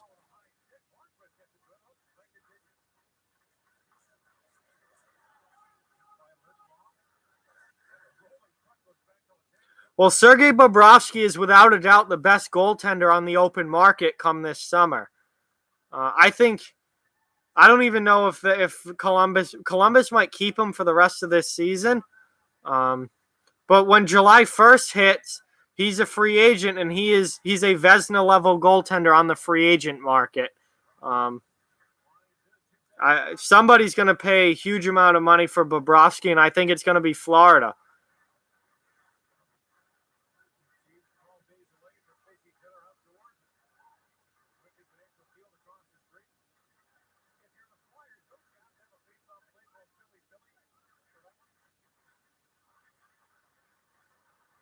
Now here comes Philly exiting the zone, coming into the offensive zone, but they turn the puck right over.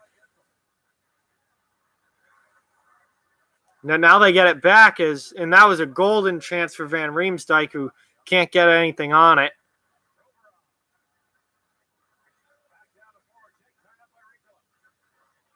Hey, welcome back, Goalhorns. No, I don't think anyone's going to care if you have a Miroslav Shatan jersey. Everyone's going to see that it's a hockey jersey and assume it's a player.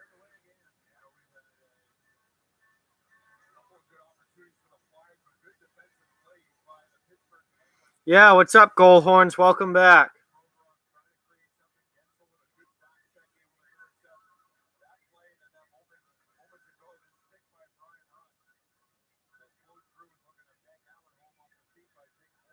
Yeah, wear the Shatan shirt to the Shatan jersey to church. That would be wicked funny. Walking through church with that. I would die laughing.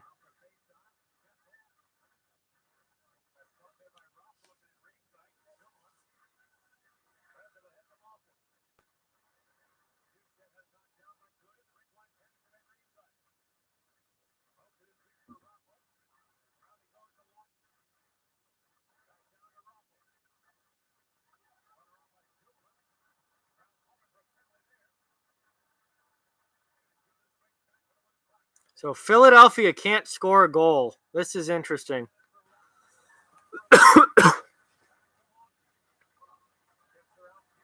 Good defense there from Pittsburgh. No, Gudis with a shot. Nice save by Murray. And Pittsburgh gets the puck out.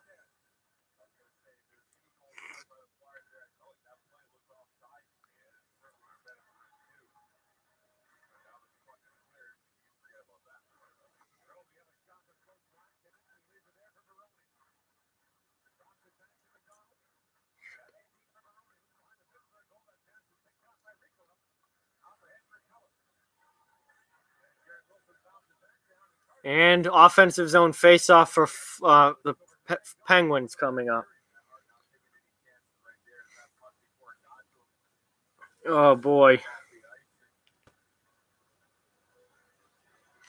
Yeah, I used to have to go to church when I was a kid. But then once I got confirmed, I was like, all right, I'm done. I'm not going anymore. And I don't go to church anymore. So that was the end of me going to church. But yeah, it does suck when you get forced to go because it sure as hell is boring.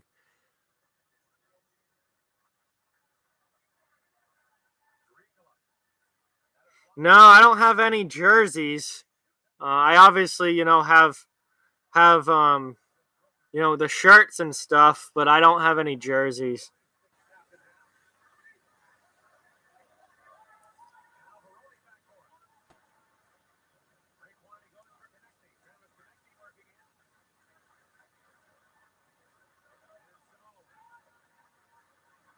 Good hit there.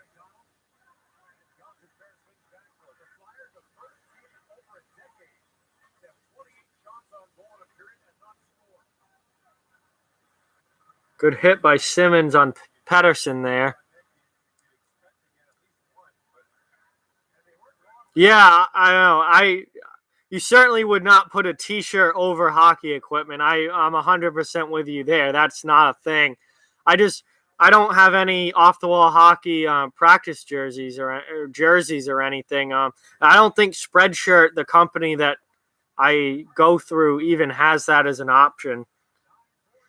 But I'll maybe I can check.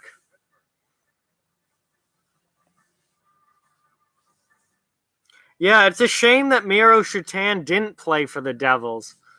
Because that would have fit nicely to have a Devils jersey with Shatan on the back. Yeah, it's a shame.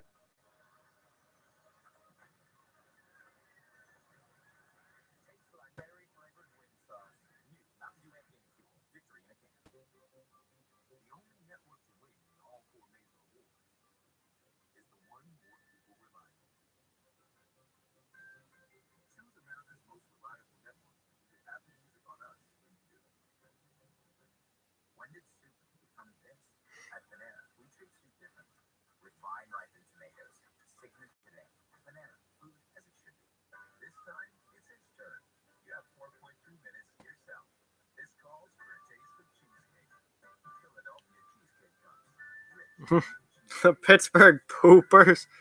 What is with everyone? What is with this chat and poop tonight? This is getting out of control. No, I'm gonna start being much more harsh in the chat as far as things that are stupid and not worth talking about, or just ridiculous things that don't belong in the chat. Like, I'm not usually a big ban guy. Like, I don't really ban people, but it's getting annoying. Yeah, okay, no.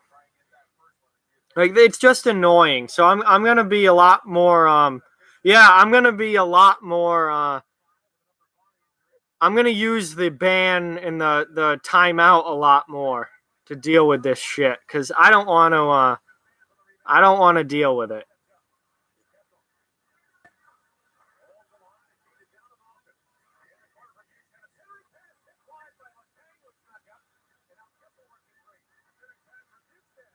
If you're gonna come in the chat and be stupid and talk about garbage that no one wants to talk about, that's not even hockey related or even sports related, then I'm just gonna get rid of you.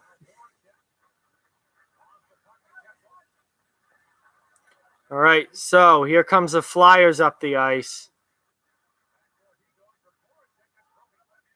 And they don't even really get a chance out of that.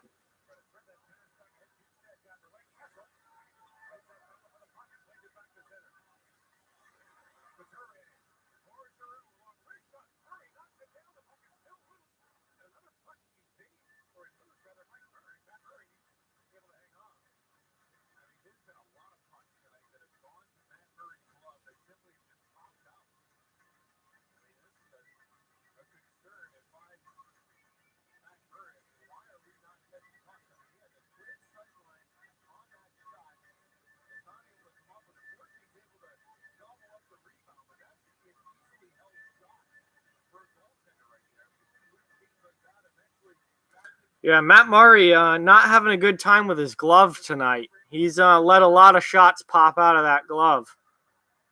Philadelphia has 43 shots on goal, and Matt Murray has stopped all of them, though. The shots are unbelievable.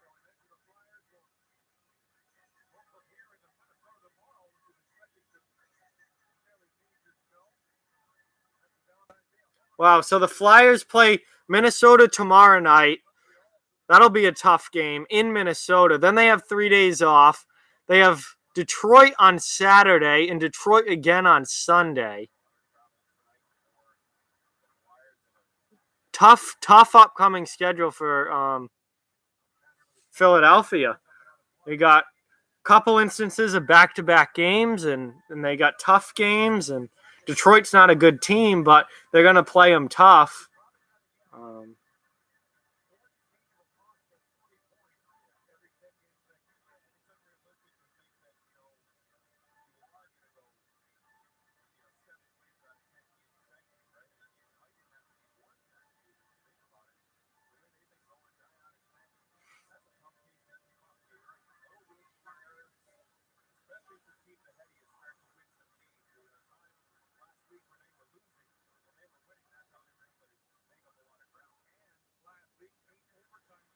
And that's icing on Pittsburgh.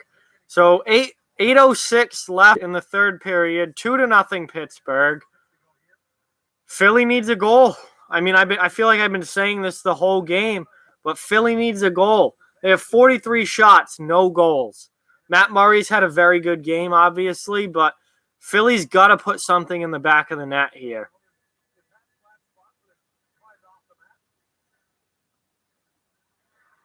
Oh, of course I know Stricken by Disturbed. I've seen Disturbed live, one of my all-time favorite bands. Big Disturbed fan.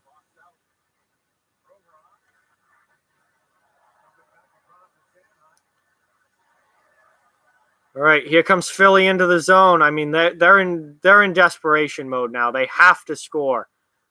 They have to score twice to at least get this game to overtime. Yeah, no problem. I know Stricken by Disturbed. It's a great song. Great band. Hey, Transportation Land, what's up? Thanks for stopping in. Really appreciate it.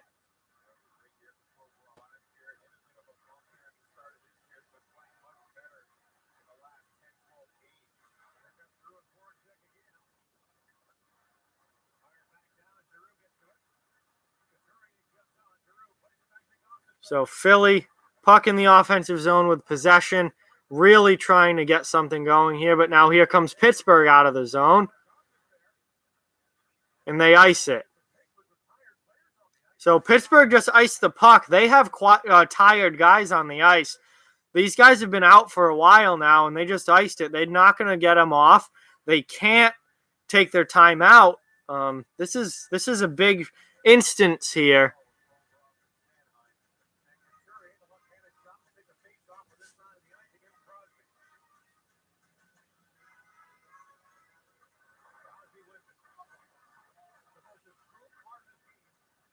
All right, I am done with this.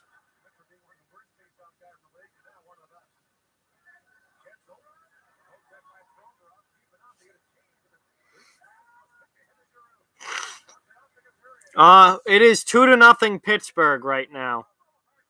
Nice save there. So Philly's in all-out attack mode. They're desperate. They need a goal here, and they know it. Another great save from Matt Murray through a screen. And now Pittsburgh will get the line change that they desperately need. 6:20 left in the third.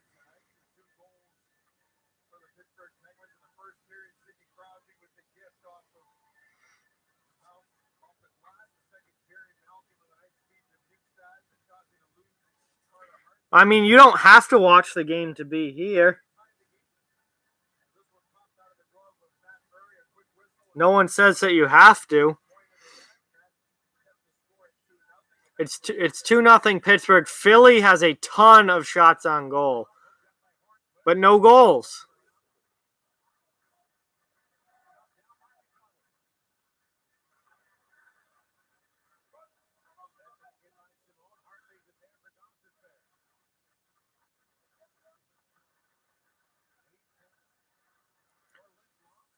So,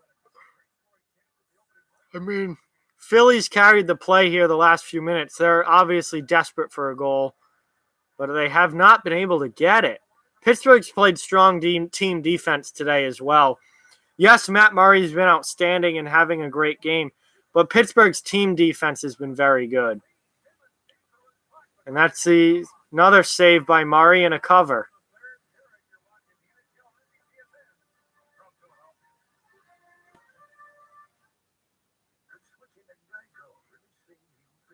No, Penguins Oilers doesn't really interest me much at all. I don't care about the Sidney Crosby versus Connor McDavid matchup. The Oilers stink. That doesn't really that doesn't interest. I probably won't even watch that game. In Nashville versus the Oilers, I mean, Nashville is going to destroy them. So those games don't really interest me that much. Yes, I'm watching on NBCSN. That's who's carrying this game in the U.S., where I am. And I would assume throughout the U.S. I'm not sure if I'm going to stream. The schedule this week isn't great. It's really not that great. Let me look at this.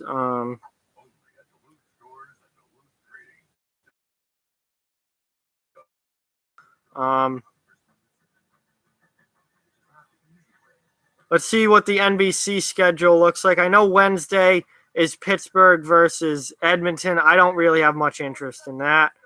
Thursday, I don't even know if there is. I don't think there is an NBC. I probably won't be streaming at all this week. Not again. Next week, I'll definitely do one next week. Maybe Maybe on Tuesday or Wednesday of next week I'll do one. I don't know what those matchups don't look great either. God, NBC's schedule for the next couple of weeks kind of sucks. I don't know. We'll see. Maybe I'll snag a Bruins game at some point next week. I don't know when they're done with that California trip, but those games are on at like 10:30 at night. I'm not streaming that for sure. I probably aren't even staying up to watch that. So, might be a little bit. I don't know. We'll see how things work out.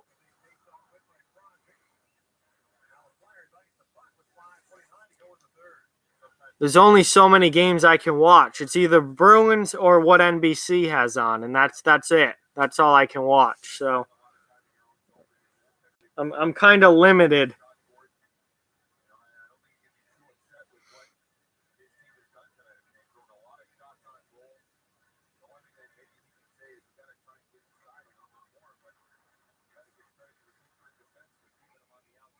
I have no way to watch that game. I can't watch Toronto versus Avalanche. The only games I can watch are what NBC and NBCSN have on, or the Bruins. That's it.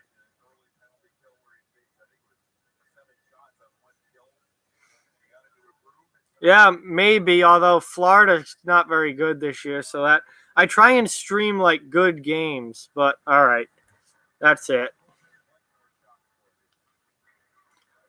The ban hammer is coming down. Usually I just time people out. And Pittsburgh just scored. This game's over. Usually I just put people in timeout, and that is enough to get rid of them. But the ban hammer is coming down.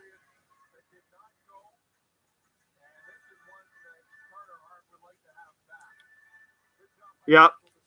All done. He's all done. Banned from the channel. So that's the end of him. What period is it? It is the third period. It is now 3-0 Pittsburgh. As I spell Pittsburgh wrong.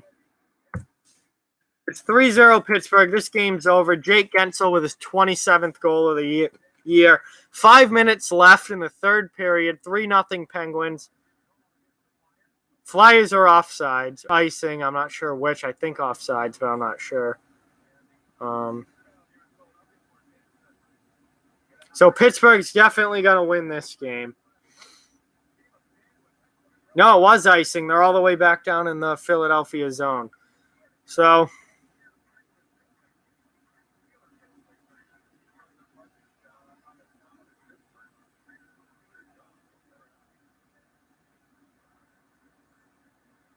yeah, he got banned because he was just spamming stuff about shit. He wasn't at all. Oh, we're going to have some fun now. Raffle just got hit by Malkin. Yeah, Malkin's done. That was, I guess it was a hit from behind on Michael Raffle. Can't believe there was nothing after the whistle there. No response from Philadelphia. What does Malkin do? I didn't even see this. Oh, Raffle punches him. Oh, Raffle punches him in the back of the head, and then Malkin swings his stick at him. I do not like swinging sticks. If you're mad at a guy, fight him. Don't swing your stick at him. And he just goes like this and chops Raffle right in the face with his stick.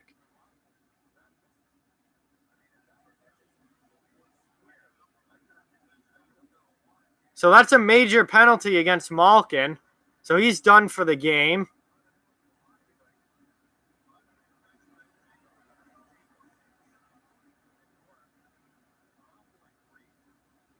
Wow. So now the Flyers have a power play for the rest of the game because there's 4:54 left, and that's a 5-minute power play that you can score on as many times as you want. So this is a huge turn in this game. I mean, I don't think Philly's going to score 3 goals, but that was a really dumb play from Evgeny Malkin. Like, Raffle clearly punches him in the back of the head. So if Malkin wants to get back at him, go and punch him. Don't swing your stick at him. So now he gets a major rather than just a roughing penalty. And Philly's on the power play for the rest of the game. Really, really dumb play by Malkin there.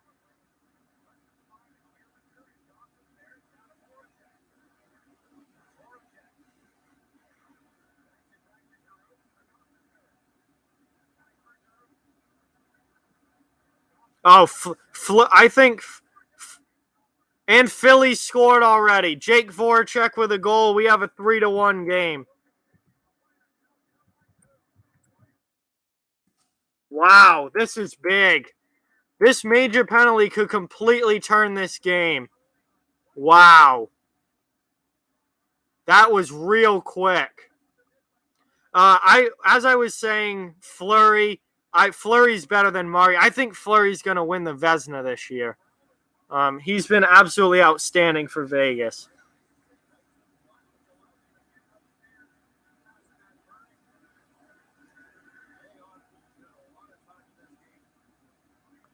Yeah. So now we have 4.5 minutes left. 4.5 minutes of power play time for Philadelphia, and it's a 3-1 game. If they get another one here, I mean, wow, this could be huge.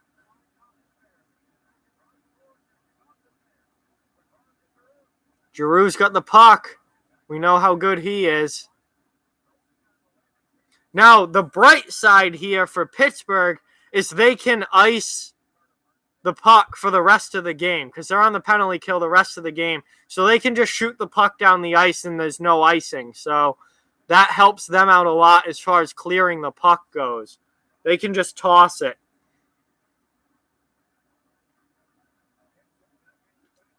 But, I mean, 3:44 is still a lot of time left in this game.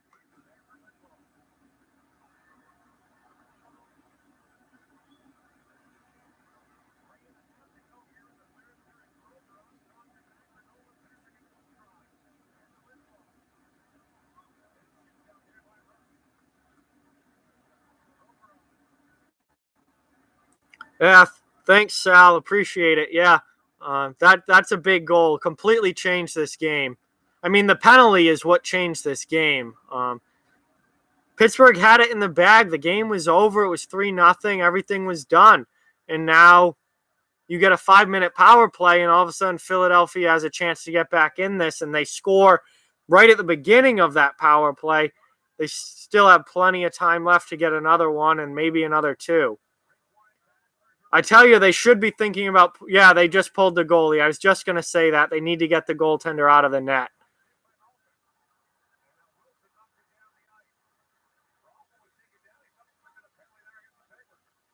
Oh, I would absolutely love for the Bruins and Maple Leafs to play in the playoffs again. That is I absolutely want that to be the first round matchup. It would be absolutely outstanding. And I agree with Eddie, bye-bye Leafs. I think Boston would win that matchup.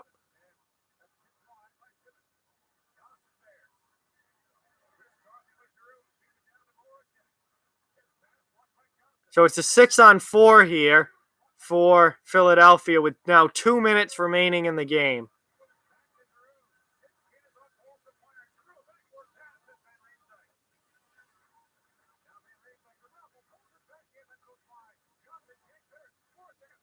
Voracek's centering pass got blocked. If not, that was going to be a tap-in goal for Wayne Simmons.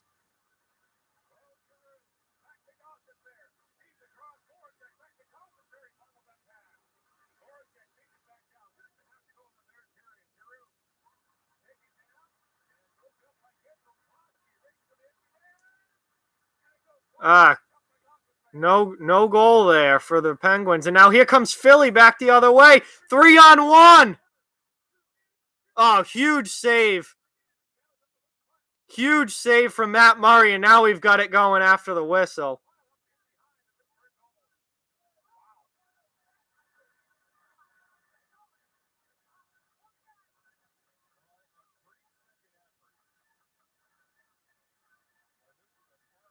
It doesn't matter where the Bruins are in the standings.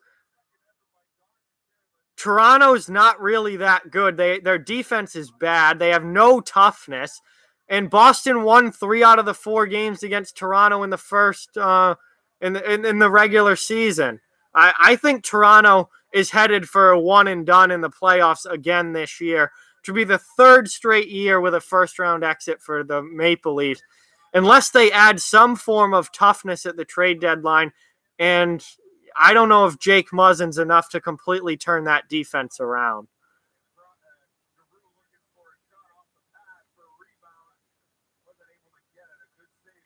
So they just called penalties on Giroux and Gensel out of all of that.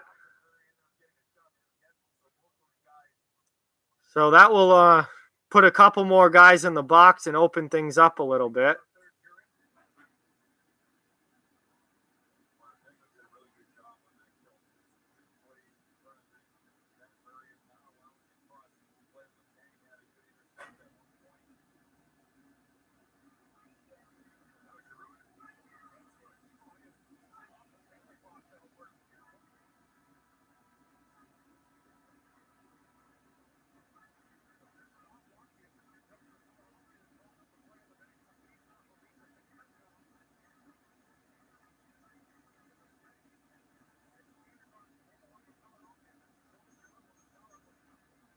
So it's still a power play for Philadelphia, but no more Claude Giroux on it.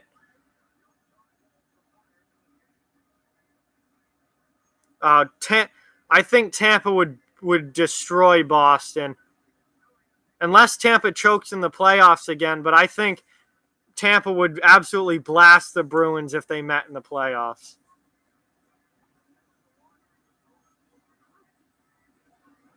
So Giroux and Gensel are going to the locker room because there's no chance of them getting back in this game. It's not a power play situation where a goal would get them out of the box. It's matching penalties, so they're gone for the game. So Philly is still on the power play, but they don't have Claude Giroux anymore, and they need 2 goals, and Pittsburgh immediately clears it. This game's over.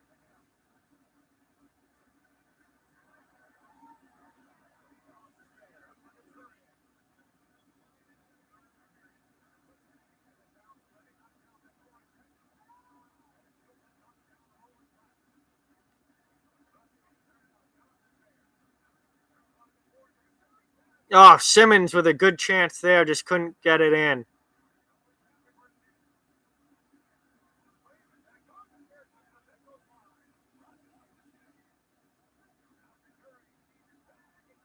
Oh, Gostisbehere, how did he keep that in? Still, their Flyers are out of time here. They're under 30 seconds left. It's a 2-goal game. It's not like this is a 1-goal game where they just got to tie it up. Nice, huge save from Matt Murray there on Voracek, and that ends the game. There's still 20 seconds left, but Philly's not gonna score 2 goals in 20 seconds. Voracek ended up shooting that right into Murray's chest. But Murray did do a good job getting side to side there.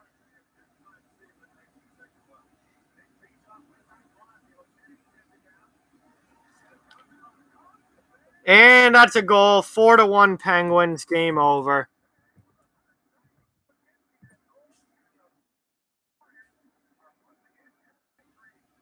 So that's the end of the game. We'll see if there's any nastiness at the end of this one, or if they save it for next Saturday when they play in the Stadium Series. These guys play each other again in another week and a half. So that should be a fun matchup. Might be streaming, hopefully will be streaming during that, the Stadium Series game between Flyers Penguins. Not sure if that will be my next live stream or if I'll have one in between. We'll see. But that pretty much does it for this game. And there's absolutely no animosity at all at the end between these teams. This league sucks now. But that's the end of the game. So Pittsburgh wins Penguins win 4-1. They play again, not this coming Saturday, but next Saturday. Should be a really fun game, so we'll see how that goes. And I hopefully will be streaming during that. So that is it for this stream. I thank you all for watching so much. I really appreciate it. If you're not yet a subscriber to this channel, please hit that subscribe button. Give this a thumbs up if you enjoyed the stream. Hit that like button as well. That really helps out as far as getting the video found and getting the channel found. Really fun stream tonight, guys. So thank you all. I really appreciate it. And talk to you guys soon. Not sure when the next stream will be, but I will be doing videos tomorrow for sure. So I'll have at least 2 or 3. I think I have 3 videos for sure tomorrow. So with that, thanks again for watching. Talk to you guys soon and hopefully catch you at the next one. Thanks, guys, so much. And remember to like and subscribe. Road to 1,000, trying to get to 700. That's the next big milestone. 700 subscribers, and hopefully we got 1,000 coming in the near future. So with that, thanks, guys, and talk to you soon.